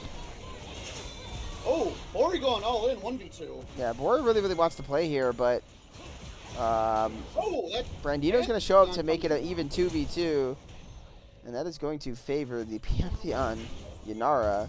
Meanwhile, the Aristotle was forced to flash. Oh, no, flash engaged. They're out of Eclipse underneath the turret, nearly dropping him, but Avalon is now arrived. How are they going to play this? W there for the slow. Cataclysm to secure a kill. Says no need for my EQ. I will dunk you and you will die. And Eclipse says thank you for your turret, and Avalon says thank you for your life, Brandino. So that's going to be feats. Yep. Going over to Instinct again. Not what Coinflip wants to be seeing here. They're going to start hemorrhaging gold here soon with how this is going. Everyone except for Don having their first item on the side of Instinct. And not being all that close on the side of Coinflip.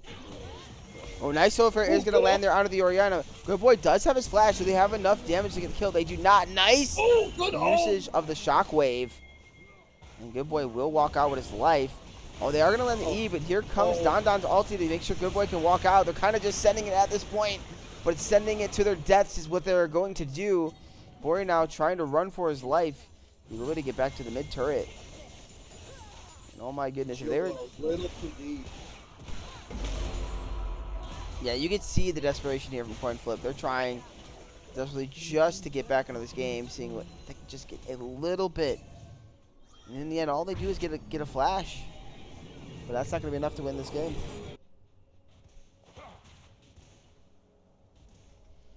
Yeah, I just kind of feeling that way. The reverse sweep might be the only angle here. We'll definitely let it play out. You know, every game is technically winnable, because you never know, right? But, yeah, I mean, 5K is pretty insurmountable. This is similar to where they were there in game 1. And no one's really particularly ahead in this game. Get out there. Geoprow just trying to look for anything. All he's going to find, though, is a death. And there's the Cataclysm to lock down Bori. Bori does use the ulti to get out.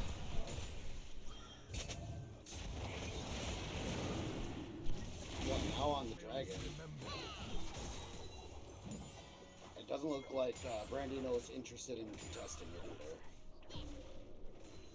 Yeah, it's only second Drake. Realistically, they can definitely stall the game out. And just, you know, they forced to fight Soul here in about 10 minutes if they want.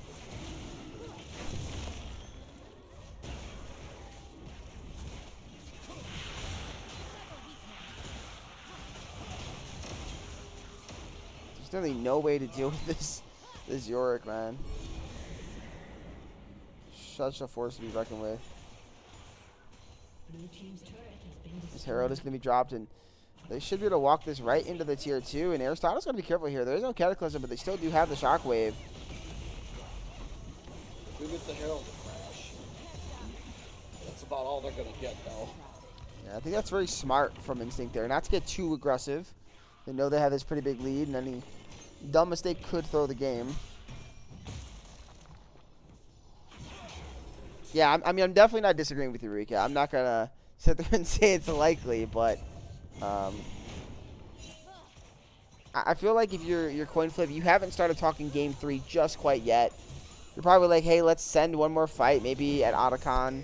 Maybe that's our angle. Swain gets in there. If Instinct starts it up a little early, gets the shred or something. But yeah, I do think Otacon will decide the fate of this game. If there's a comeback play or not. Everyone will have their flash up except for Gnar on the side of Coinflip for Otacon. Same thing about his Good Boy. They know Good Boy does not have flash here. Solar Flare is up.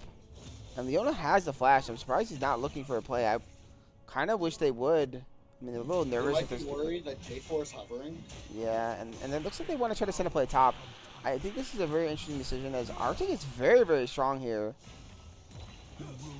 And has a wall. I mean, every time Pantheon tries to come up here, it kind of just results in the same play every time. Yeah, Yorick E's and just walks away from him. Oh, the Shockwave isn't going to land now. That's big. Shockwave is going to be down here for when the Otacon spawns. And Oriana Flash won't be up, I think, on spawn timer. If they can find a pick out of this Ori, it could be playable. We'll see. Or maybe his Flash will be up. I can't tell. It's a very close timer. 25 seconds. So it'll be up just after. Yeah, I mean, if they can pull the trigger somewhere. But it looks like they're not going to be able to do so. And I really want to see Coinflip being active at this point. I mean, if you're going to be looking for a comeback, you have to be. You're staring down a 6K deficit. You cannot be afraid. But they're just going to look here onto GeoProw to try to make a play. Oh, Geo going in. Yeah, Geo decided to go in. Is forced to burn his flash. And this Yorick shows up and just going to smack him with a shovel. Instantly delete him. Aristotle now going to drop the Swain ulti just to try to fight. He's going to try to flash in, try to create space, but Eclipse just has way too much damage. And if you are the side of Coinflip, that's what you do not want to see happen. I really feel like they should have just played for the Otacon positioning.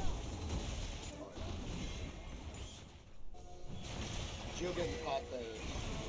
Yeah, it's just so unfortunate. I mean, like, of course you want to play for mid-prio, but at the same point, the last thing you want to do is die. You want Instinct to start up the Otacon, but now it's a 3v5. It's going to be so hard to contest. Of course, Brandino can look for a crazy Skyfall steal. He does have his flash. Going to go in there on a down, but a nice use of the Shockwave to pull him in. He's just going to die inside of a wall with nowhere to run, nowhere to hide. And though try as they might, I don't think they were going to be able to take this. There's a secure GeoProw once again running for his life. And he's going to find his death. J4 does have the EQ. He's not going to be able to land it here. But I don't think it's going to matter.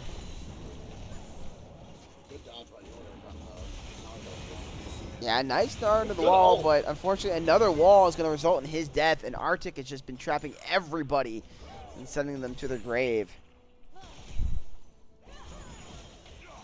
Now this is up to 8K, and now I will say that this game is basically over. There will be a Baron, possibly a Baron play here. Let's see if Coinflip decides to wait until that comes up, or if they send it prior to, kind of like last game. They definitely will not be able to contest this sole point here, spawning in 30 seconds.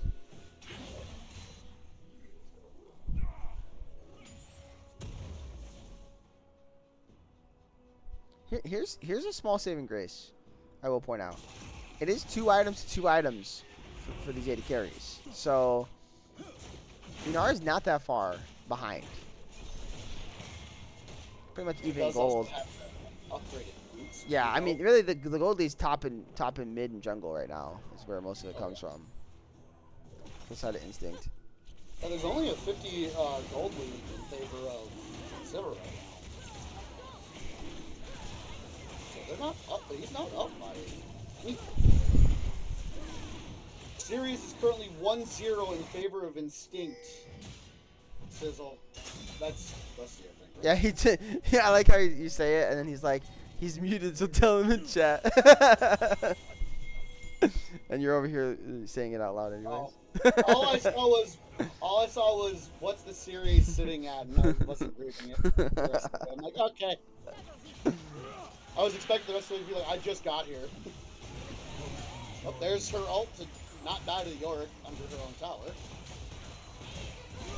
I mean, dishing out a decent amount of damage. Actually forced the barrier there just to barrier. survive. Is Bori gonna survive? Fine. The minions are just destroying him.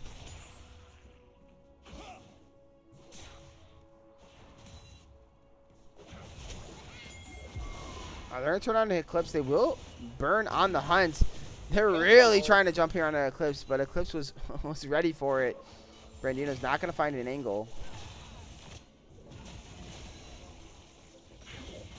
Ooh.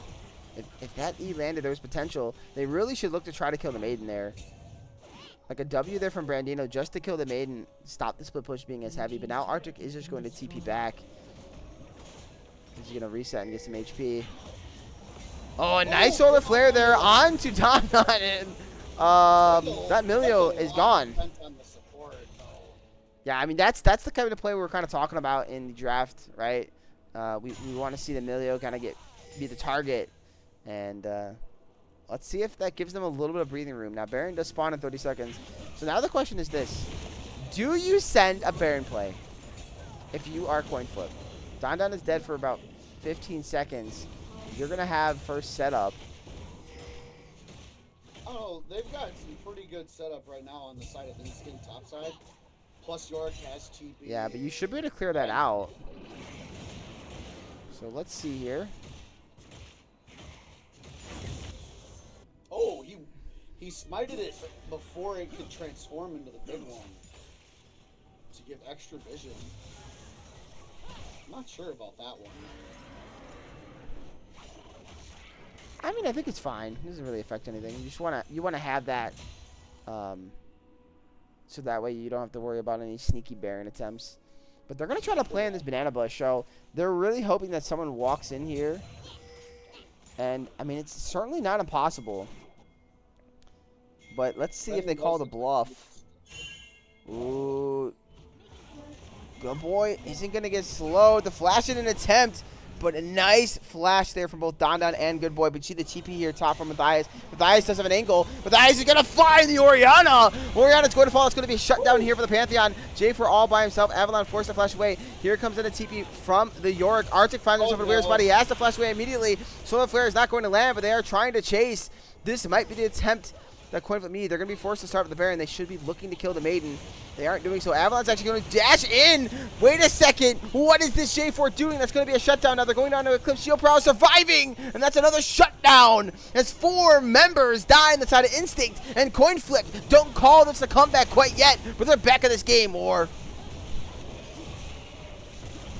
York is pushing mid though, so he is going to take this mid tower and possibly the inhib. But yeah, that fight was clean on the side of Coinflip. No Coinflip in that situation at all. Yeah, that didn't even look like a Coinflip play yet. You're absolutely correct. Beautiful flash there from Aristotle to start it off to get both the flash from the support and the mid laner.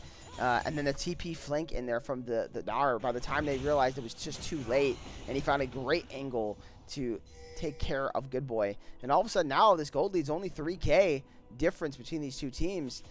Certainly still a bit of a hill to climb for Coinflip, but this Baron will stall. Yeah, and Drag's coming up in 45 seconds, so they could fight for to stop that soul. Oh, yep, here comes Pantheon ult. Oh, that's going to go right on the Good Boy's head. A nice usage of the shockwave, but they do get the slow and a flash in there from Brandino. He's going to miss the Q! Happy feet! Another Q miss, but GeoProw should be able to pick up this kill eventually. Oh my goodness, the happy feet is real. The Soul Flare is going to come down. Do they have the damage? They do. But now the problem is Soul is going to be spawning, and Bori's in a 1v1 against Eclipse, but he does have the backup from Don. Is it going to be enough? Bori is going to fall, just flash away, but it's not going to matter. You got to think maybe they overcommitted, but here comes Brandino. Brandino's going to try to jump in, but a beautiful usage there of the kickback there from Don. Eclipse now trying to cut it out, wins the next W. Here comes the EQ, going to lock him in with the Cataclysm, but nice use of the W. They have the damage to Eclipse. He's kiting and he survives. A bit of an overstep from Coinflip. They didn't have to make this play. Now, what is the turn? They're trying to kill Avalon. They have a lot of damage. Oh my goodness! A beautiful gnar into the wall. Arctic now finding himself in a really bad spot with 3 on top of his head. I don't think he wants this fight. He is going to die. And yes, J4 does survive, so he can stop an attempt at the soul. But you see Aristotle, he's trying to find him out. They might have spotted him here. Swain does see him. They're going to try to keep chase. If they can kill Swain late, this might be something. But here comes the TP from the Orianna, but they do spot him out. He doesn't have his flash. It is going to be a nice shockwave, but a nice solar flare is even better. And Orianna just TPs into his death. Oh my goodness, this game is truly becoming absolutely crazy. That slow might be the death of That J4. slow could be the death. Does he have another EQ? The narwhal is going to come out. The Q's going to land. And Matthias coming up clutch when it matters most. So that should be the soul. And I do not know what is going on. Well, it's not going to be soul because it's only going to be a second drag for Coinflip, but it stops the soul stack from instant. Yeah, This game is less than 500 gold difference now after those 2 fights. I mean, in fact, it's all tied up, and for the first time, I think, in this game, there is a lead for Coinflip. Though it's minuscule, it is still a lead war, and I don't know about you, but I think we're for a long game. This might be a 40-minute banger. Lucky it's only 40 minutes. Well, we're teetering in that direction. We do have Baron spawning in another 2.5 minutes or so, so that's going to be the next objective. The saving grace that they do have here for Instinct is they could utilize this split push here, though TPs are all even, as both Matthias and Yorick have their TP available. Crucially, both middle laners without their TPs. And Good Boy's flash is back up, so they shouldn't be able to get any more cheeky kills. Oh, no. But as I say that, Don walking in a really, really bad spot, and he is going to fall. A TP here from Gnar is very interesting. There was nothing up. I think he just wanted to be here for the play. But that doesn't mean York is going to get free time to push the bot lane. Also, they are dropping a mid lane wave. Oh, wait, what is Avalon doing? I think he's trying to stall for the York, but that might be a bit of a mistake. Solar Flare is not going to land, but it does clip him for the slow. He is forced to burn his flash. Nice usage of the shield here from Eclipse. Now Aristotle goes into the golden. He is going to find himself safe for the moment. Matthias is on the way. He's not going to be able to land the play, though, but Arctic's found his way behind. They're going to turn onto this Yorick. Yorick, what are you doing? You do get the kill on Glory, but is it enough to turn the fight? He's still having to do a double kill. He's making it happen. Eclipse and Good Boy still standing. That is the damage dealers for Instinct. They're going to have to be very, very careful. Brandino trying to go in. The shield, once again, beautifully used there by Eclipse. There's so much damage. Shield Prowl is going to fall. Eventually, I'm certain of that. Matthias trying to fight it, but he's going right into the golden arms of Good Boy as Eclipse picks up the double kill. Holy moly, what a game. That was actually well played, though, by the Pantheon. He W'd a minion to not give the AP to Sivir with their spell shield, but it just didn't matter in the end. Yeah, Eclipse had like 2 or 3 spell shields there that were absolutely insane. He had one against the Nether Grabs from Swain. He had the he did it for the W against the Pantheon. I don't know if there was a third one, but yeah, it was cracked. Baron's up in less than a minute now. War, can you turn your mic up? They've asked. I guess. Oh, let me stop leaning back in my chair. That would probably help too. I could also check to see which. Yeah, I could turn you up on Discord, but I don't want to. You know what? I'll pause it for a second, guys. Let me turn them up. I'll turn them up. Just give me a second. I wish I had two PCs for this. It would be so much better. Or not PCs, but 2 monitors. I mean. All right. I'll pause because it kept playing for me. Okay. I'm gonna unpause. I'm at 2 seconds, 3 seconds, 4, 5. I don't know where you paused at. I'm at 32:15. Okay. 10, 11, 12, 13, 14, 15. Can you guys hear him better? Hello. Good.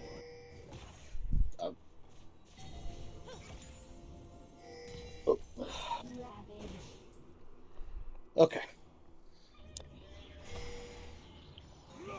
If I didn't have so much stuff on my desk, I could actually just hold my mic and talk into it. Well, they should be able to hear you a lot better. I'm sure my voice isn't helping at times, so turning you up is just fine with me. Solve that issue.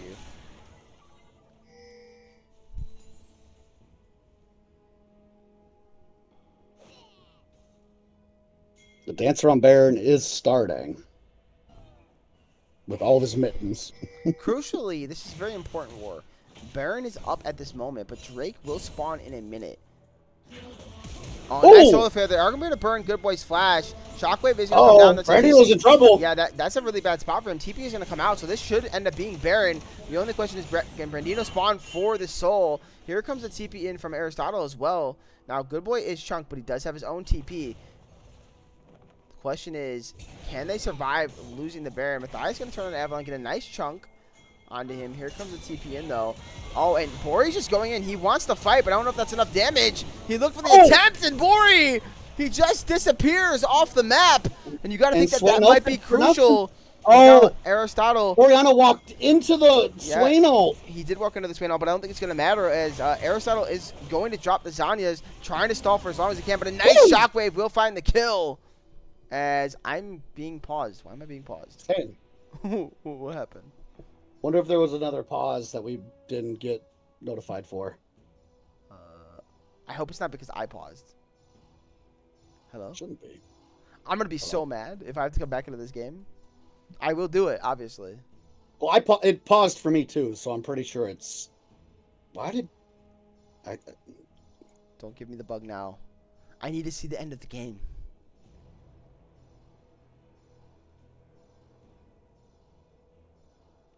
Oh no.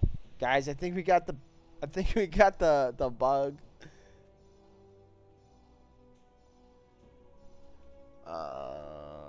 I think I'm gonna have to leave and come back. And if they're not in game, well, that's unfortunate. I'll just I'll make it so you guys can't see. We don't want to reveal the end.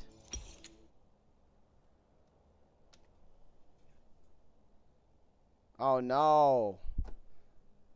Did I get off in time? Sure, it's still paused for me.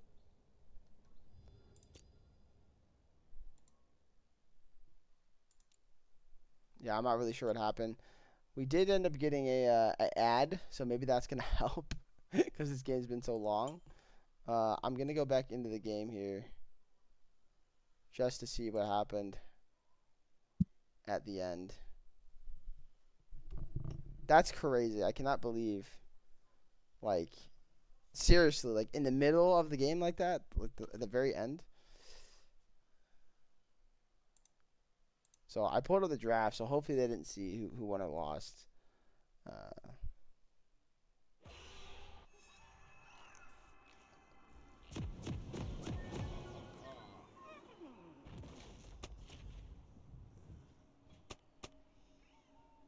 I don't remember where we left off, but I'm going to go right here.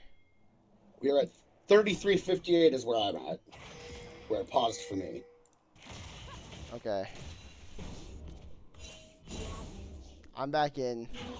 I'm gonna let it play back from the start of the fight where Pantheon gets picked off here, so we can see the end of this game.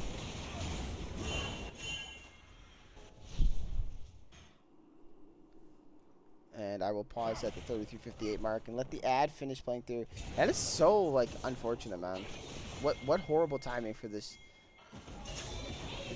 game to do that.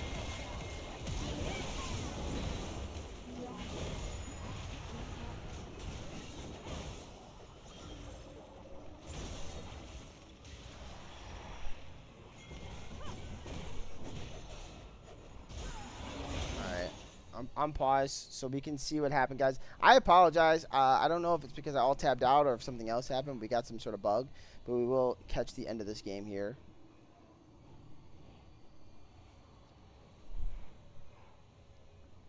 Once everything comes up, I will unpause it. Yeah, I'll be watching from the stream as well because it's still paused for me. There we go. All right, I'm back into it now. So we did see Aristotle go golden, and he ended up getting dropped here. Matthias now trying to run for his life, but I don't know if he's going to be able to do so. Pantheon spawning in 10 seconds. There's a 5-man push, so I don't think they can actually stop this here. This is going to be in the game, so I might have came back into what was the end of the game anyways. Unfortunately so, but nonetheless, we'll let it play out so we can actually see the official end. Pantheon's going to drop in here, try to save the game here, but I don't think Brandino's going to have enough damage, enough DPS. Shield Brow doing whatever he can to stall it out, but it just does not matter. A bit of a mistake there at the end is going to cost Coinflip this game 2, and we're going to match point as Vori does spawn, but he's just going to get knocked up, set down, and aced. As that's going to be the end of this game, too. What a way for this game to end. We had a huge comeback happen, and then it just did not matter in the end. Yeah, they ran out of a bit of gas there. It's pretty unfortunate. So, all right. Oh, never mind. You got me. Perfect. Yeah, I got you. All right, let's get into this draft. I'm sure these guys are just trying to do the draft. I apologize to the players as well. I'm trying to keep you guys waiting. That was just the weirdest bug I've ever gotten, like I've ever seen, just randomly. And it doesn't happen much these days.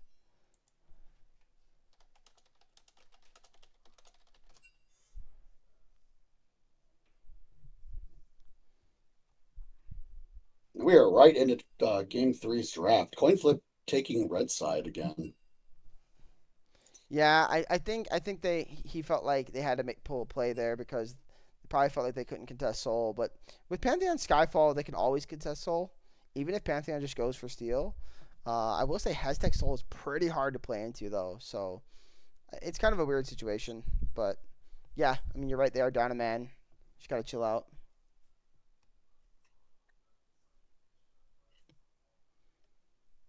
Yeah, when Coinflip got that first Baron, I think if they just played a little slower with that Baron, it would have been a little better. They did end up getting back into the game nonetheless, but that's kind of what I felt like. If they could have got more turrets, maybe even generate a bit of their own gold lead, would have been better overall. Oh, we don't have an Ivern ban here. Well, we did talk about it probably being open, so the question is, does Instinct take it here, a B1, or is this a bait? A Coinflip baiting it. They're like, we got the pick for it. I actually don't know what the hard Ivern encounter is going to be from Brandino. But I don't know if Brandino plays it, but Rengar is really good into Ivern. Yeah, of course it is. The Rengar counter. We do have the Ash coming through for Instinct. Lower DPS, 80 carry, but very high utility one.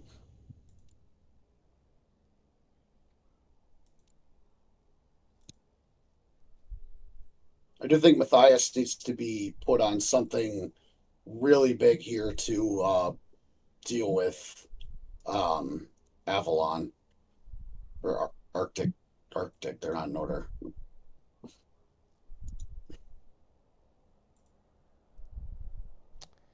Yeah, I mean, Arctic has been a problem this series for sure. Like he's definitely been making a statement here. And I mean, last game with Yorick is not known to be a crazy good team fighter, but his usage of the W is insane. Now the question is this an Elise in the jungle or an Elise support? I really prefer to see it support over jungle, honestly.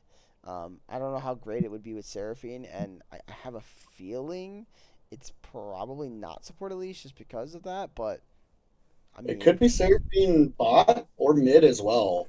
Yeah, I don't know if Aristotle plays the Seraphine mid, so I'd be interested to know. Oh, we got a cow coming out with Ash. We got a cow. The thing about the cow here is interesting because at level 6, like if it is Elise support, he can just tank cocoons and then look to engage afterwards. So Yep. With his unbreakable will. So there's an interesting pick there for sure.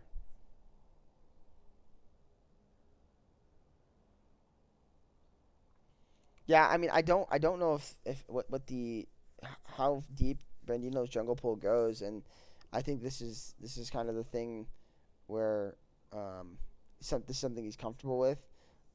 He does have the Vi in the pool. I know that he certainly could pick that up, and again, maybe the elite support is the angle. And they still have the Ivern too.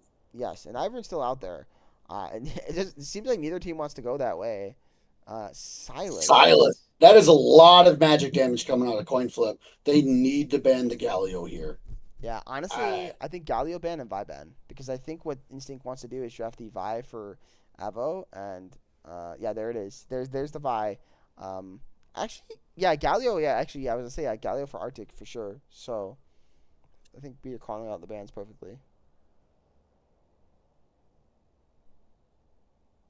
Like I know that Galio typically isn't a top laner, but it's so strong here against them.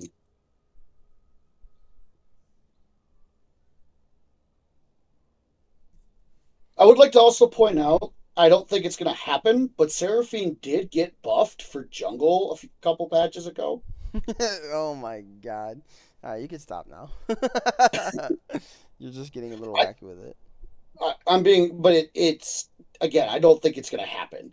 I honestly, I have a feeling it might be the Elise jungle, but no, they didn't ban the Galio, so they're not thinking they're going to pick it. That's an interesting decision, to be honest. I feel like it's a misstep unless they're trying to bait the Galio out for something top lane.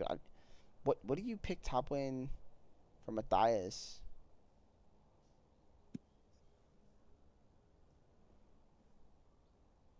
Also, kind of wonder if they were trying to bait the Ivern and didn't work. That's, Woo! yo, okay. Riven? Is it Riven Jungle? I think it's Riven Jungle, Elise support, Silas mid. That's what I think this is, by the way. I don't think this is Matthias' Riven. I think this is Brandino's Riven from the jungle. He plays like all right, the horsewomen, dude. He plays all of them. Yeah, it did just get buffed. It's straight up Riven, bro. I'm calling this stuff out. And I think for Coinflip, this would be the most crazy angle, but it might actually just work. They might be able to get the back out of this. It'd be the most coin flip draft ever. Yeah. Yeah, dude, they're definitely sending it. Honestly, this is gonna sound so funny, bro. Why don't they just pick the Galio and say Riven win the game?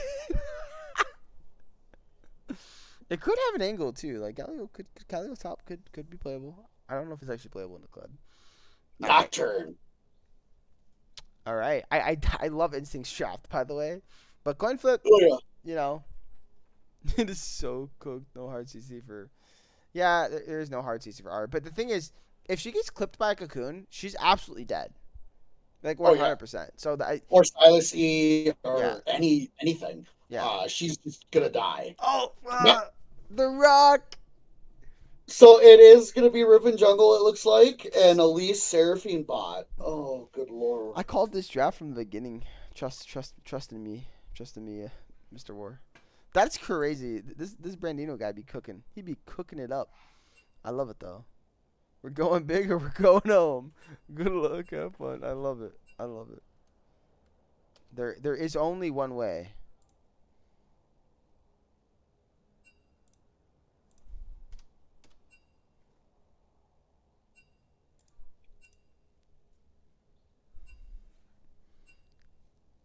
Guess that lane's Riven Jungle right off the bat.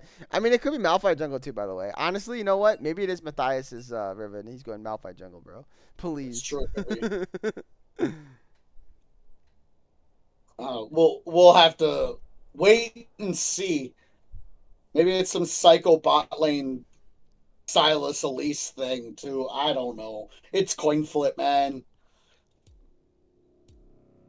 How do you? Rivika made a good point. There's really not that much damage. How do you win this game? Like, unless you get a massive lead on the side of Coinflip, how do you win? My countermeasures. And are Ash, like, you or not. after Malphite ulti, she's just gonna rain fire on your face. Yep. Think carefully. Yeah, if she lives, Malphite just dies. Yeah. Because he can't do anything else. But you know what? I'll say this. I think both teams lack damage overall. Like, I do think there's more damage on the side of Instinct's comp. I mean, it's Ash Ari. But, like, in the scheme of things, like, they're not the highest DPS champions in those roles. So, I mean, you know. I mean, yeah, I agree. He does get messed up by those picks. I've seen crazier things. to be honest, at this point, I think I just want Coinflip's comp to win The because it would Madonnas do be not the greatest thing forgive ever. But or forget. we might be staring down an unfortunate sweep here in the loser bracket finals. So.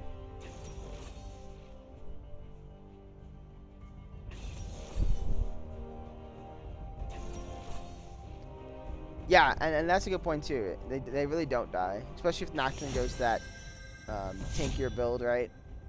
Kind of drain tanky build. There is so much intrigue about this game. If I, want I your expect a very opinion, explosive I'll early game beat for it out sure. of you. Shall I turn in my badge and rifle as well? Listen, guys. I know the truth behind why you're passing the energy. Seems you left your brave pants at home. Want me to wait while you go get them? We all know.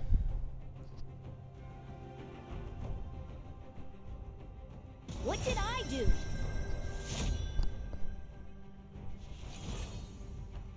I bet 36 cents on this game.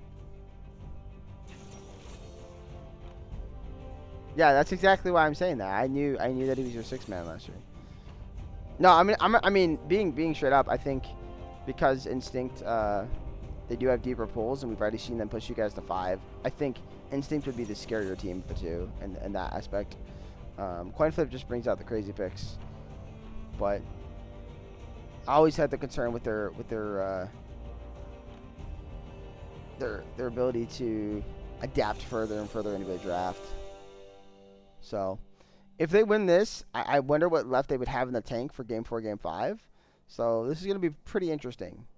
Brandino pulls out Aurelia jungle next, maybe? I don't know. Like, it's going to get wacky.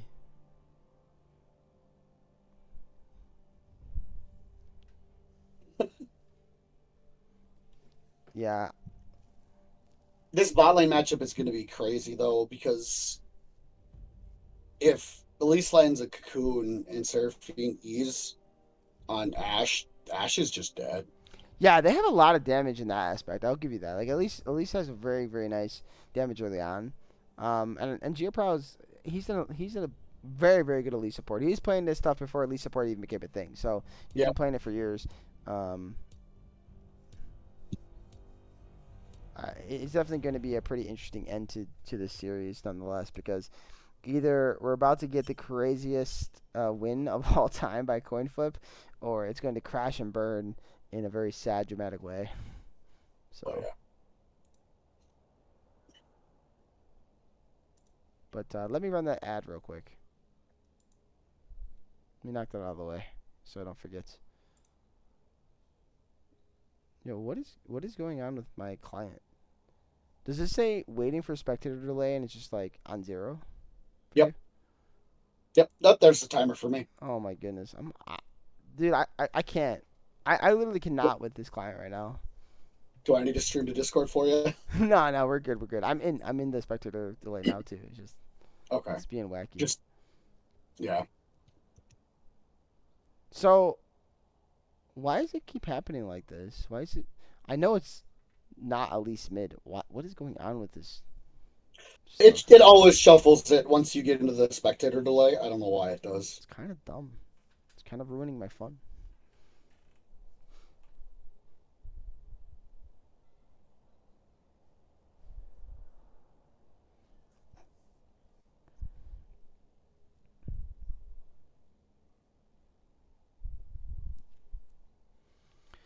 So, are we both in agreement that we're probably favoring Instinct's comp? Are we both on that? Oh yeah. I think that Coinflip could catch Instinct off guard really easily with their comp, but I don't know if that's going to be enough to win the game though. Yeah, and then I'm kind of curious about this Riven Nocturne matchup. Like, can Riven even beat the Nocturne? I mean, he has a spell shield. He can dodge W or Q knockup, right? And then there's the fact that his fear is kind of OP too. Like, what can Riven do to get kind of escape it without just running away? Like, is there ever a world where Riven can just walk into his jungle and beat him up? Like, I don't think she can.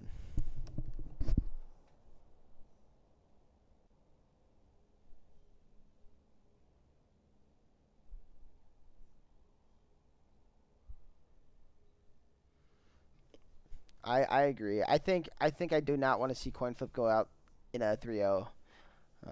So, well, I guess I should say this after the ad.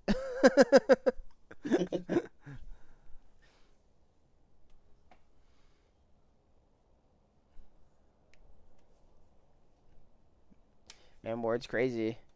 We're almost done with the split, man.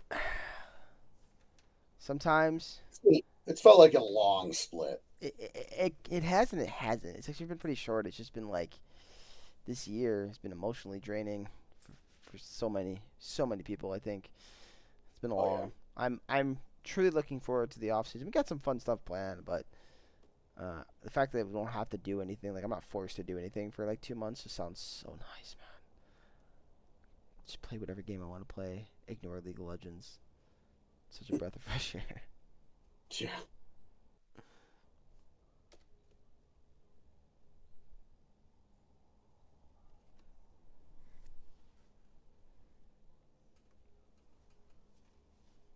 All right, I am in.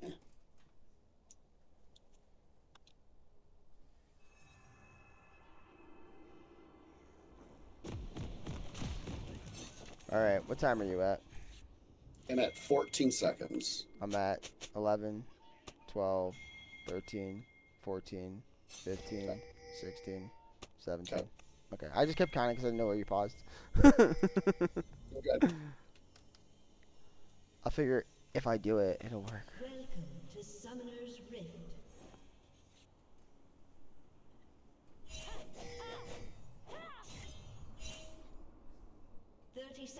Yeah, before I went on ad break, I definitely agree with your sentiment here, Kittens, that would definitely like to see Coinflip not go out in a 3-0, you know.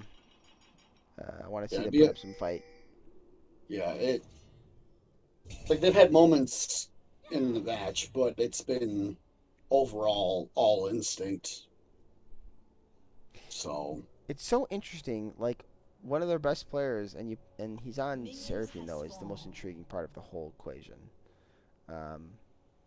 Certainly pretty interesting. But if they can win this game with Boreon Seraphine, then they could win any game at that point. That's gonna be my mindset, man.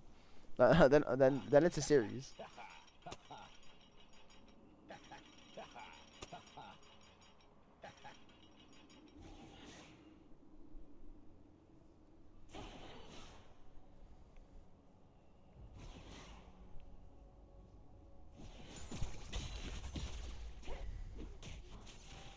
So both these junglers clear should get spotted out eventually on these wards.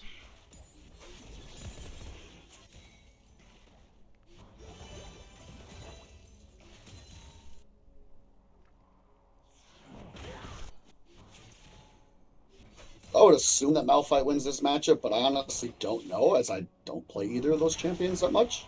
I mean, I want to say it's pretty even for the most part, but I think Malphite does have kill threat at level 6. He pokes down he pokes down the Kled pretty easily, but yeah, it's gonna come a point where there's really no kill threat for either of them. I would want to say, like one item in, they just slap each other for fun.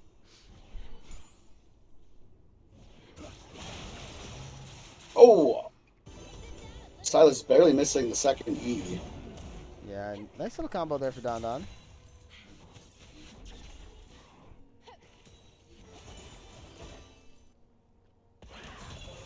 Uh-oh. The level 3 there for Matthias. Nice little damage there on the Don Don as well.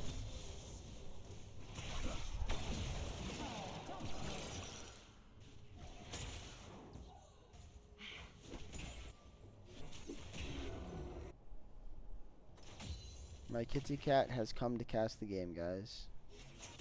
She'll be taking over, and I will be leaving. Here you go. Have the headset. Okay,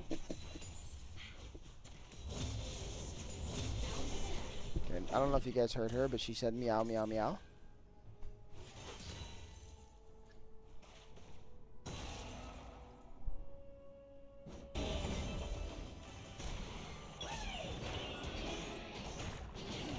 Yeah, and this is kind of what I anticipated from Alpha earlier. Like, he kind of just has no problem free items here. At Yeah, chasing down the Kled. his damage is gross. Yeah, his base stats are really strong.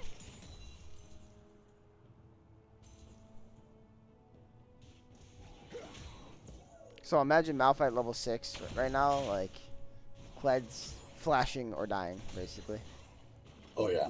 when he's dismounted. I think the only problem for Matthias is just mana at this point. Yeah, it makes me think he might want to go back here soon if he's gonna go tankier to buy a tier, or if he's Yeah, going this more is HP. interesting. At Brandy's least gonna show up, so he's gonna get dismounted by the Malphite. There's the stun. That should be the damage. Well done there by Brandino, picking up the first blood. Good job on Matthias by setting it up too. Like, I know Clegg can be a bit of a bully in a lot of matchups, so being able to just handle that and end up on winning trades. Uh-oh. Yeah, Aristotle forced the flash away, and the Q damage is gonna be too much. Good boy with the solo. Yeah, the boy's been getting the better of this matchup. Brandino's going to return here to the top lane. RJ's going to dash in, so RJ's going to get punished once again. He good does use his flash, so they shouldn't have the damage to kill. Not gonna matter. Maybe Is they it gonna do. matter? They do have flash here. Oh, Matthias just wasn't able to get in there to get the kill. Brandino burning his flash, though.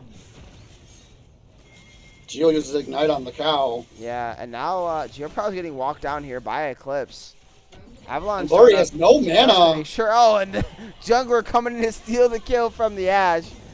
Hopefully they give this one to Eclipse. They do, and that's going to be the Feats of Warfare claimed. Uh-oh. Sal's going in. Malphite and Clegg just duking it out up here. Yeah, but without mana, this is kind of where Clegg has Yeah. Yeah. he could play. I want to feel like if Malphite just flashes in, by the way, they're able to pick up that kill onto Arctic. Like, they should have just full on sent the flash here.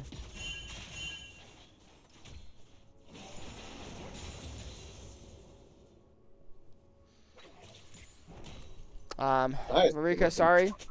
We still cannot come to the phone right now. He is busy playing League of Legends.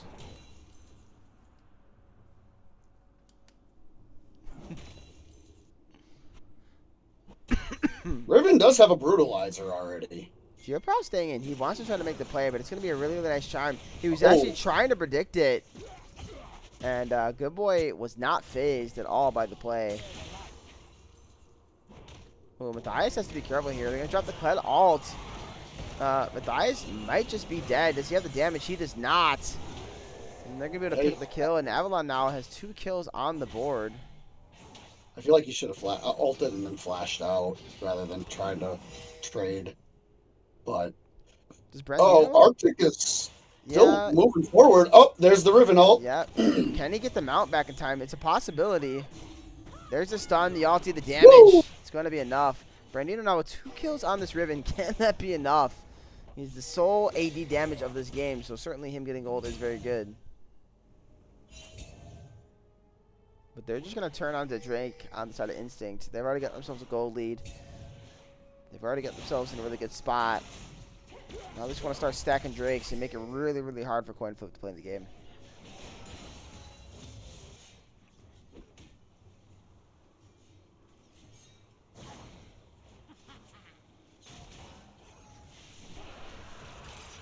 That's first drag going over to Instinct here.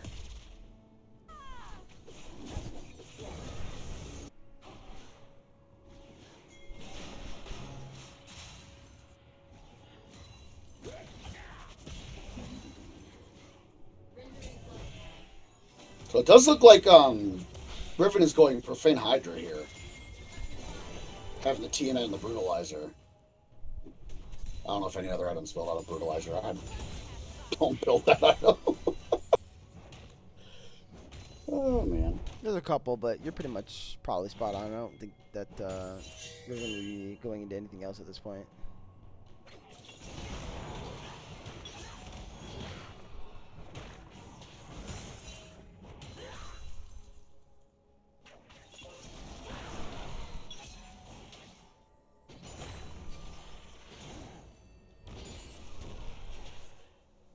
Good boy's coming up here. They want to try to kill this Malphite. Now, his ulti is back up. Let's see how they play this. Arctic is almost up. Oh, really well played there. They won't be able to kill Good Boy. They're trying to full send dive here. But there's so much turret damage. Nearly he's able to get a kill in a 1v3. Really well played there by the Malphite. Let's see if that creates enough space for the team to get back into this game. 2 ults and a flash, and for his ult and flash, and he survives is crazy. Well done by Matthias there. Yeah, and it allows for plates here on the bot side of the map as well. Flood does have ult here. Yeah, I want to say it'd be pretty risky. The Malphite's still pretty tanky even without having his ult, so. He does also have Scarl, so if he does get the turret aggro once it pops, but I think you're right. I don't think he should try to take it. Matthias is up in CS this time, though. Yeah, and he's going to go ahead and reset here. I'm just going to try to take advantage of that and go ahead and shove another wave. So all in all, that top play kind of, it didn't even anything out, but it definitely allowed for Coinflip to kind of stabilize the game a little bit.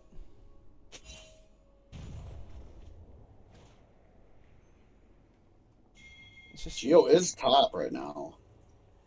Yeah, and he's going to be able to dodge out the usage of that Ashe E, but they kind of have a feeling he's roaming. Oh, good team up. Here comes the Ashe from downtown. He's going to land here on to GeoProw, and I'm sorry, GeoProw, but you are the sacrificial lamb. They keep trying to punish Good Boy, but they only find themselves punished every time they attempt. Good Boy has been playing lights out all series. He certainly has. That League game was certainly one for the ages. And that Oriana game, the shockwaves were just insane. And he's certainly showing no signs of slowing down at the moment. Here comes the Paranoia on top of Brandino. He does have a shield come back up, so he's able to walk away.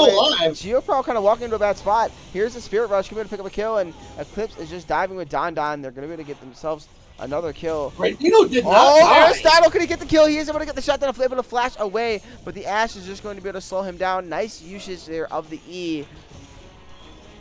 And maybe that's going to help out just a little bit. Matthias kind of wins this, I think, by the way.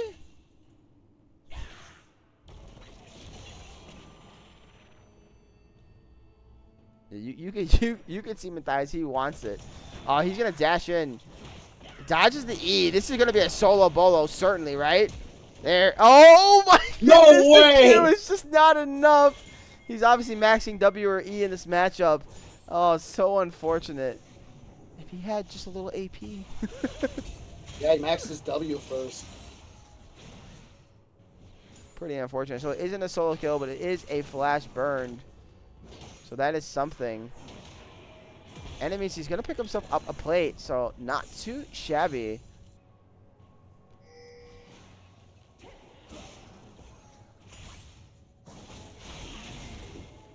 Oh, nice use of the Q there. Now Brandino's going to try to look for the 1v1 on Brandino, but another Asher from downtown is going to connect once again on GeoProw.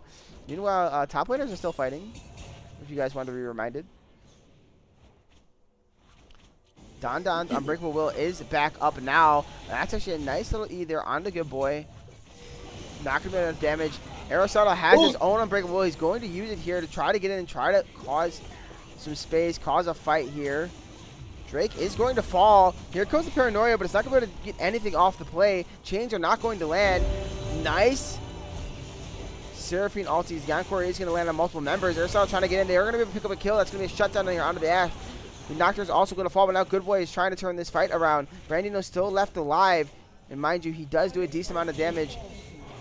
Don is staying alive for so long. He does finally fall. Does Good Boy have enough damage? One more Spirit Rush is going to be enough. As Good Boy stands tall.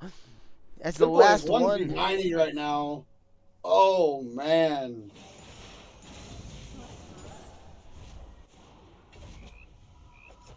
Boy is just destroying every fight that he's a part of. Yeah, they're just not able to kill this Ari. They're trying to burn the Alistar before the Alistar could get off another combo, but he was able to get off at least his Q in time and stall that fight a little longer.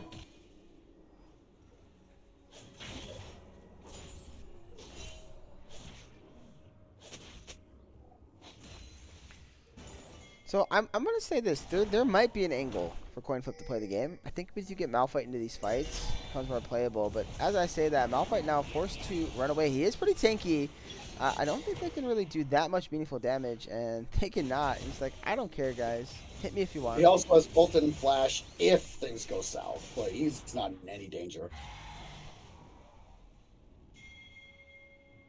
Bori and Brandino trying to find a big. That's going to be a nice Uh-oh. cocoon.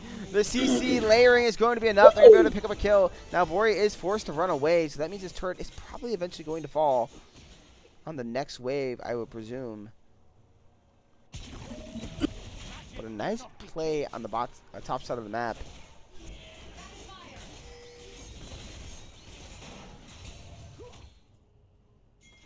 Uh-oh. Good boy is almost surrounded here. Good boy is fine. What are you speaking of?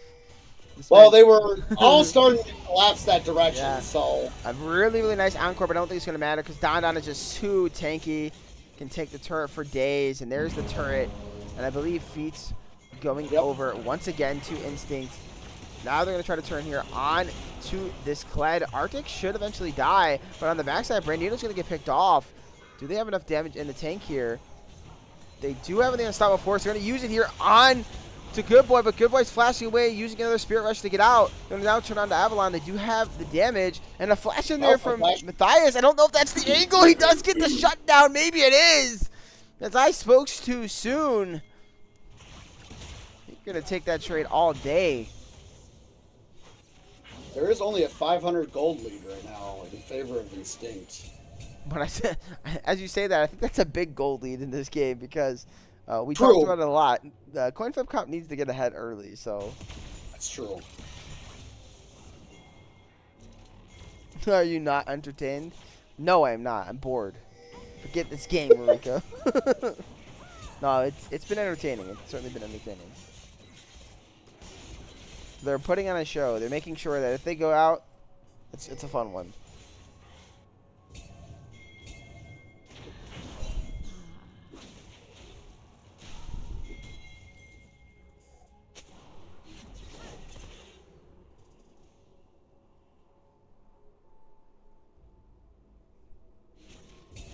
I am generally curious, is Malfoy going to stick to just building all armor, or is he going to get one magic resist item?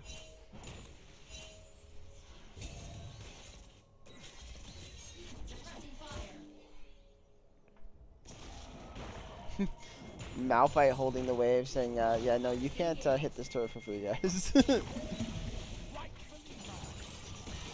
Oh, those chains land. I don't know if Aristotle wants this fight, though. Maybe he does. Maybe I think he does. I think Arctic's actually fine with it. They're gonna try to jump here onto Bori. Bori's going to flash away, but I don't think it's gonna matter. Good Boy does fall, so Bori's making the play. There should be going 2 kills. Going down 2. That's huge Well for the played by Seraphine there. Bori.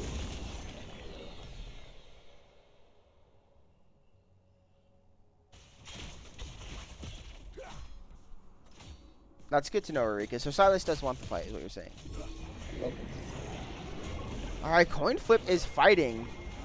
And Eclipse is getting Oh, dove. Oh, the flash into the wall! Eclipse does he have enough to cut it out? He does not. A bit of a mistake, but now they're all brawling underneath this Malphite. It's just too tanky. The turret is still yet to die. Arctic gets transformed into his mini Kled form. And they're going to get another crash. Here comes in the TP. They're trying to make a play. Here comes Silas. They're looking for the dive. Arctic, good night. They're trying to just send this game. But here comes Good Boy. Nice charm here on Aristotle. The head point into the turret. They do pick up another mid turret. It should fall. No, they just quite don't have enough damage. But what a fight. Or what a battle this game is turning into. As all of a sudden, Coinflip find themselves having a bit of a gold lead.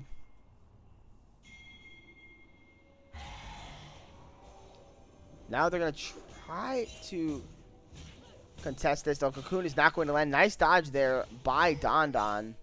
That could have been very bad as he did not have his Unbreakable Will. And Matthias is actually not resetting here, so they really want to try to fight this. Oh, no. Brandino's going to find himself in a horrible spot. He's trying to run away, but here comes the Veranora, and there goes Brandino being picked up by Avalon. The TP coming in from the Silas, but I don't think they can contest this Drake at this point. Now, Good Boy, he's going to find himself a nice little spider kill. Good predict by Silas, but... Yeah, flashing over the wall. He's not able to hit the blast cone in time. Yanko's going to come down, but it's not going to land on anybody. That's so unfortunate. He does get the Unbreakable Will. He's not going to use it. Nice Ash Arrow is going to land on to Bori. Bori should eventually fall here. Here's the Q. Will it be enough damage? Unbreakable Will from Don Don. Aristotle survived forever, but I don't think it's going to matter. Does Don Don actually die? No, he does not. Completely edging the fight. And when we thought Coinflip was back in the game, Instinct just put their stamp on this one.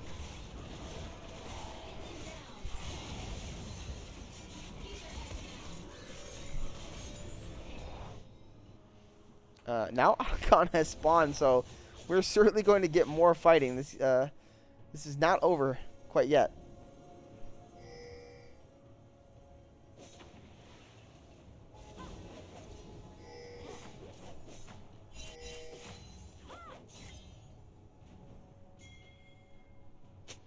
So here's the big thing. Malphite was not in that fight war, so maybe it's still playable. I mean, the game is very close still. Yeah, it's the gold lead is still less than 500 right now. Yeah. I think at this point, though, if you are Coinflip, you need to get a big team fight win. Probably acquire this Otacon and start to try to snowball this game and end it in the next 5-6 minutes. Problem is that's just not going to be easy to do. Meanwhile, though, Good Boy is splitting top. He does have his TP. They're just going to start up the Otacon. So they might be doing this just to try to burn the TP here out of Ari. Let's see how they play it. Not having the bot turret does kind of hurt them and affect them. There's the TP coming in. Yeah, they're going to go here on the Eclipse. Yeah, the Ash is going to go very, very low, but do they have the damage to pick them off? Oh, he flashes into the arrow! Eclipse now is trying to glide away. The Encore is going to be decent. Good Boy is very, very low. Do they have the damage flash in there from the Malphite to secure the kill? Well, what is the turn after this? Silas is trying to get in. Can Aristotle do anything? Brandino trying to cut it out, but he cannot cut out Arctic. And there is nobody left standing. It's a 4. Oh, no, I'm sorry, a 5-for-1 in favor of Instinct. Oh, man.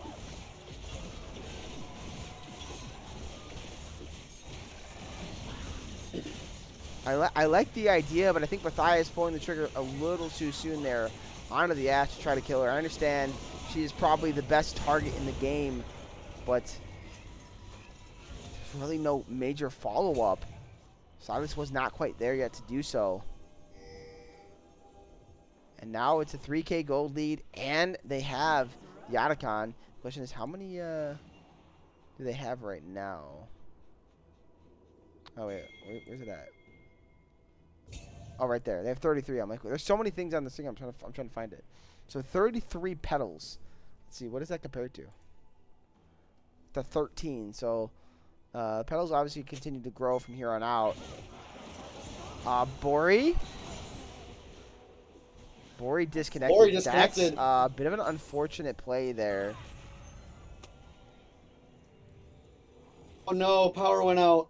Oh, that might be disastrous and really unfortunate for Coinflip here. Let's see kind of what happens now. They do have a 15-minute timer to come back into this game before the game would be considered basically a forfeit at that moment in time. So we're just going to have to wait it out. But even with that being said, I don't know if it's going to matter too much war. Yeah, even though the gold lead isn't anywhere near as big as it has been, at this point in the last couple of games, it feels bigger than it actually is. It feels like the Malphite ult is what seals fights for both sides. So it is unfortunate that Bori disconnected, lost power, whatever the situation, but it feels like it's almost already over. Yeah, it might be doomed, and of course we'll wait it out. We'll see what happens. We definitely do not want to see this game end in such a fashion, and of course there's no way for us to get back into the game um, once everything's all said and done. So let's hope for a happier ending and a better situation.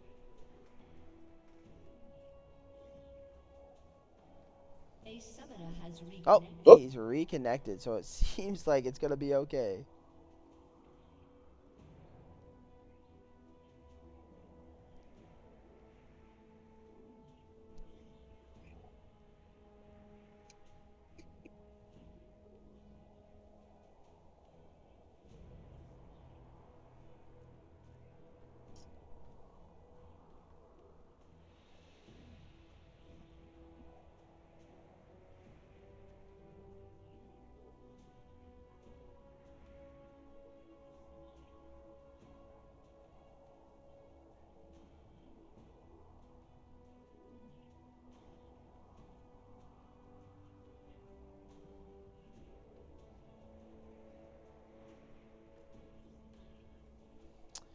But I guess we are still just waiting. Gotta love the waiting game, don't you?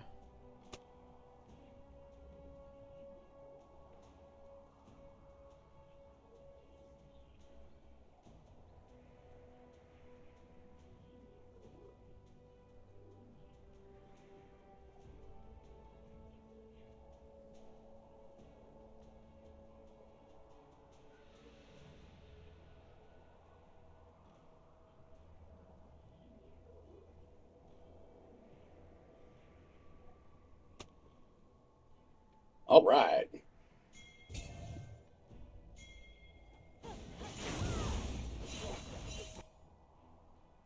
Drone deployed.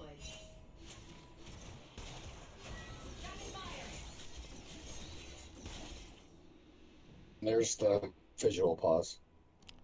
Yes, the best pause. Yeah, I've noticed teams a lot. They don't pull the Otacon. I talked about this on the show, and I know, Rika, you probably heard me talk about this on the show so much. Like, it's so crucial pulling the Otacon there. That's definitely one, and I agree Matthias did go early on that play. I think this play is just to try to burn the Unbreakable Will, but this Alistar is pretty tanky, so they're able to slow him up. The Cocoon is going to land. There's the all. Yeah, that's pretty big cooldown burnt there, so let's see if they can make a play happen off of this.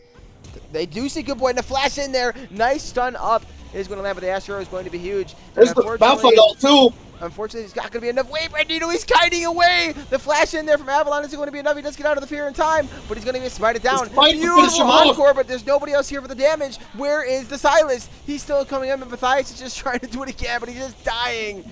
All right, here's Aristotle. He's going to go in. They know Don does not have his ulti. Let's see if they try to just turn on this Alistar. He is going to fall. It's going to be a shutdown. Do they have the chase angle? It is now a 3v3, and they're trying to get in there. As you see, Aristotle looking, but he's not going to be able to land the chains. And what looked to be their best angle, unfortunately, still does not turn out enough in the end. He's looking. He's fishing. He's fishing, but he's not going to find anything. It's so unfortunate that Aristotle wasn't there. I didn't really see the TP timer. But man, if he could have just been there a little sooner, I think they could have won that play.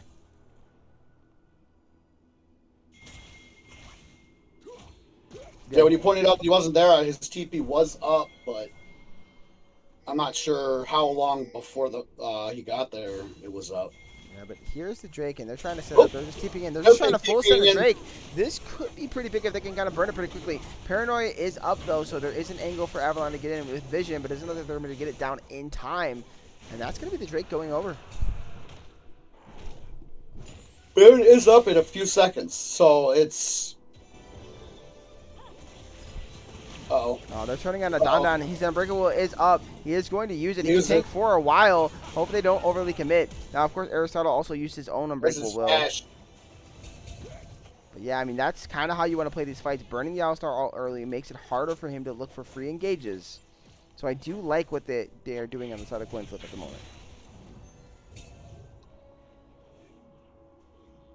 But again, now they're on this kind of timer. Can they make something happen while he does not have his ult? And as I say that, here comes the paranoia into a Crystalline Ash arrow. That's going to be the death of both AD carry support on the side of Coinflip. And Spider died in the air. Yep, sure did. Oh, but Brandino's going to find an angle here. Nice barrier, though. It's going to be enough to keep Eclipse alive. He's trying to get in, but man, Don, the peeling god, make sure that his AD carry is safe. And now you see Aristotle trying to look for a play, trying to make anything happen in this game. There's a lot of damage here coming out of Aristotle. And Baron's going to go over to the side of Instinct. No contests.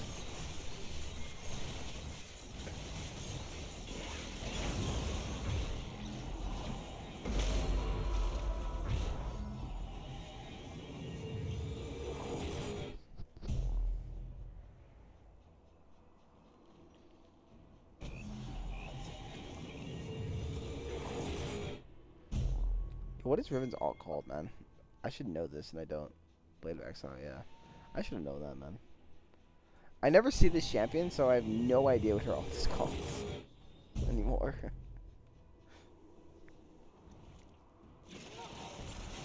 Oh, nice charm there onto Matthias, and that's a lot of damage, yeah. Holy shit. It's a lot of red trinkets on the side of Coinflip, though. Oh my god, are we getting this pause bug again? Looks like it. Bro, what is happening? I don't know. Alright. I'm leaving and coming back. I'm not even going to wait on this, guys. Give me a second. I'm pulling up the draft so you guys can't see anything. I don't understand what be happening at all.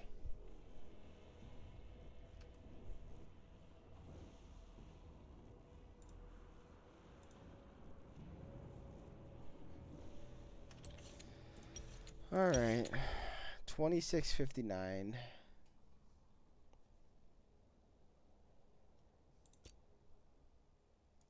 You're at 26:59 when it paused. Yep.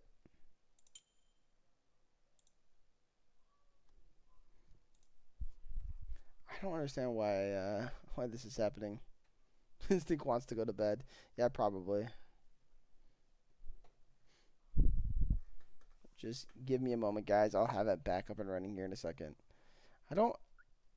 Is it because he paused, though? Is that really the bug that's happening? Like... I don't know. I'm back into the game already, though, so...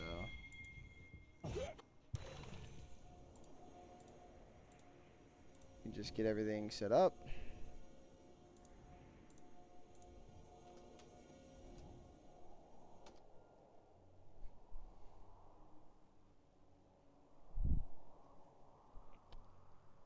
Yeah, I know we can't see game CLT. I don't want to spoil anything, buddy.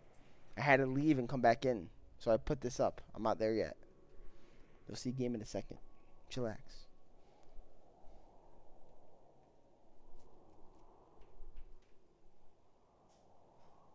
Boom. Alright. Back into the game we go.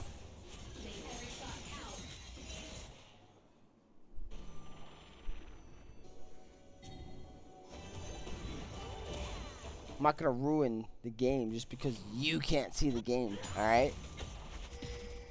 My goodness.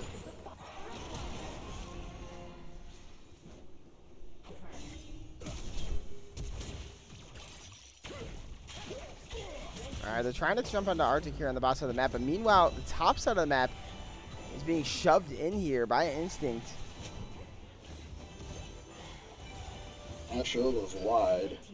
Yeah, I mean, that's a big cooldown use, and GeoPro is behind enemy lines. He's trying to stay out of vision. He's trying to look for a flank angle. Matthias taking so much damage, though. The Cocoon is going to land, but it's not going to matter because they're going to turn on the Malphite first. He does get his unstoppable force out, but he's going to die. The Encore is going to land on multiple members, but it doesn't matter, as try as they might, do what they can. Instinct wants their date with Destiny. They want that rematch. And they want revenge against Femboy Jellyfish. And gosh darn it, they are going to get it, as they are going to sweep Coinflip decisively here in Game 3. Oof. What a series. Instinct played absolutely out of their minds for the entire series. well played by Coinflip at periods of each game, but they were just unfortunately outclassed overall by Instinct. Yeah, they just did not have enough in the tank, and they certainly tried. I don't think CoinFlip played a bad series. I think they played relatively pretty well. Um, it Oh, just it's definitely. just it's just I mean, it's hard. You're up against obviously a very good team. They know that as well, and I think Instinct knows that CoinFlip's a good team, certainly as well too. But yeah, as of right now, Instinct still has CoinFlip's number. So one day, I'm sure they'll get over that hump. Kind of reminds me of some other situations for some other teams in this league we've seen where they just have a team's number for a while, and eventually they do find a way to get over the hump. So I think it will eventually happen. But well played series by both teams, and congratulations to Instinct. They find themselves back in the finals again this split. So now the question is, will it be them that is able to bring home the trophy, or will Femboys pull it off?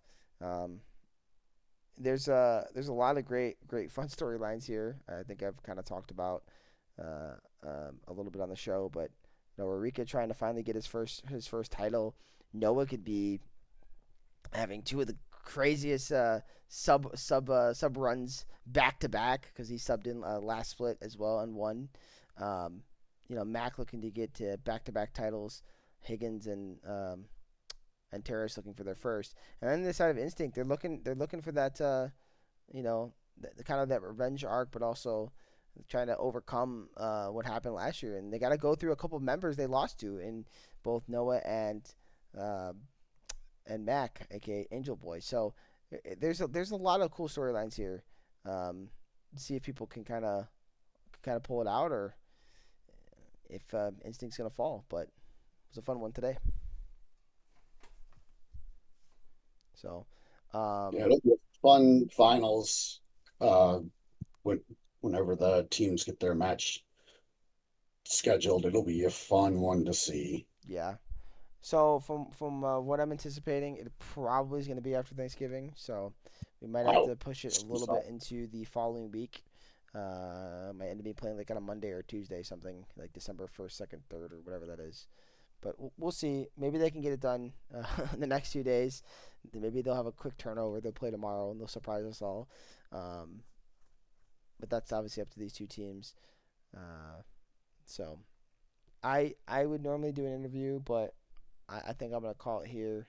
I'm just That's fair. I It's used to do them all the time, but I'm just like I don't know. I get done with these casts and like honestly, I just want to go relax afterwards. So if anybody in the side of Instinct was looking for an interview, I'm sorry that I'm not bringing you guys in. Um, yeah, but I'll tell you what, we can have you guys on the show. Maybe maybe bring another member from your team and a member of Femboys and get to talking. So I think it'll be pretty fun. And I agree, it definitely will be a banger. So thank you guys all again for coming out, watching the cast with me tonight, and War as well. Thank you for joining me on the of panel. course. It was a fun series. Thank you to both the teams that played, and coin flip. It was honorably fought. Thank you guys for competing as always. And though the Boreal Magic ended tonight, I'm still a believer. Um, you can't win them all. Sometimes the run just doesn't go the way you guys want, and I think this coin flip lineup looked very strong, one of the best that we've seen from them. So the sky's still the limit, but gotta get over instinct. It kind of feels like all roads lead to them type thing. So, Oh yeah. all right, guys, have a wonderful night. We will see you sometime in the next couple of days, I'm sure, for either the finals or the show, one of the two. So, talk to you guys soon.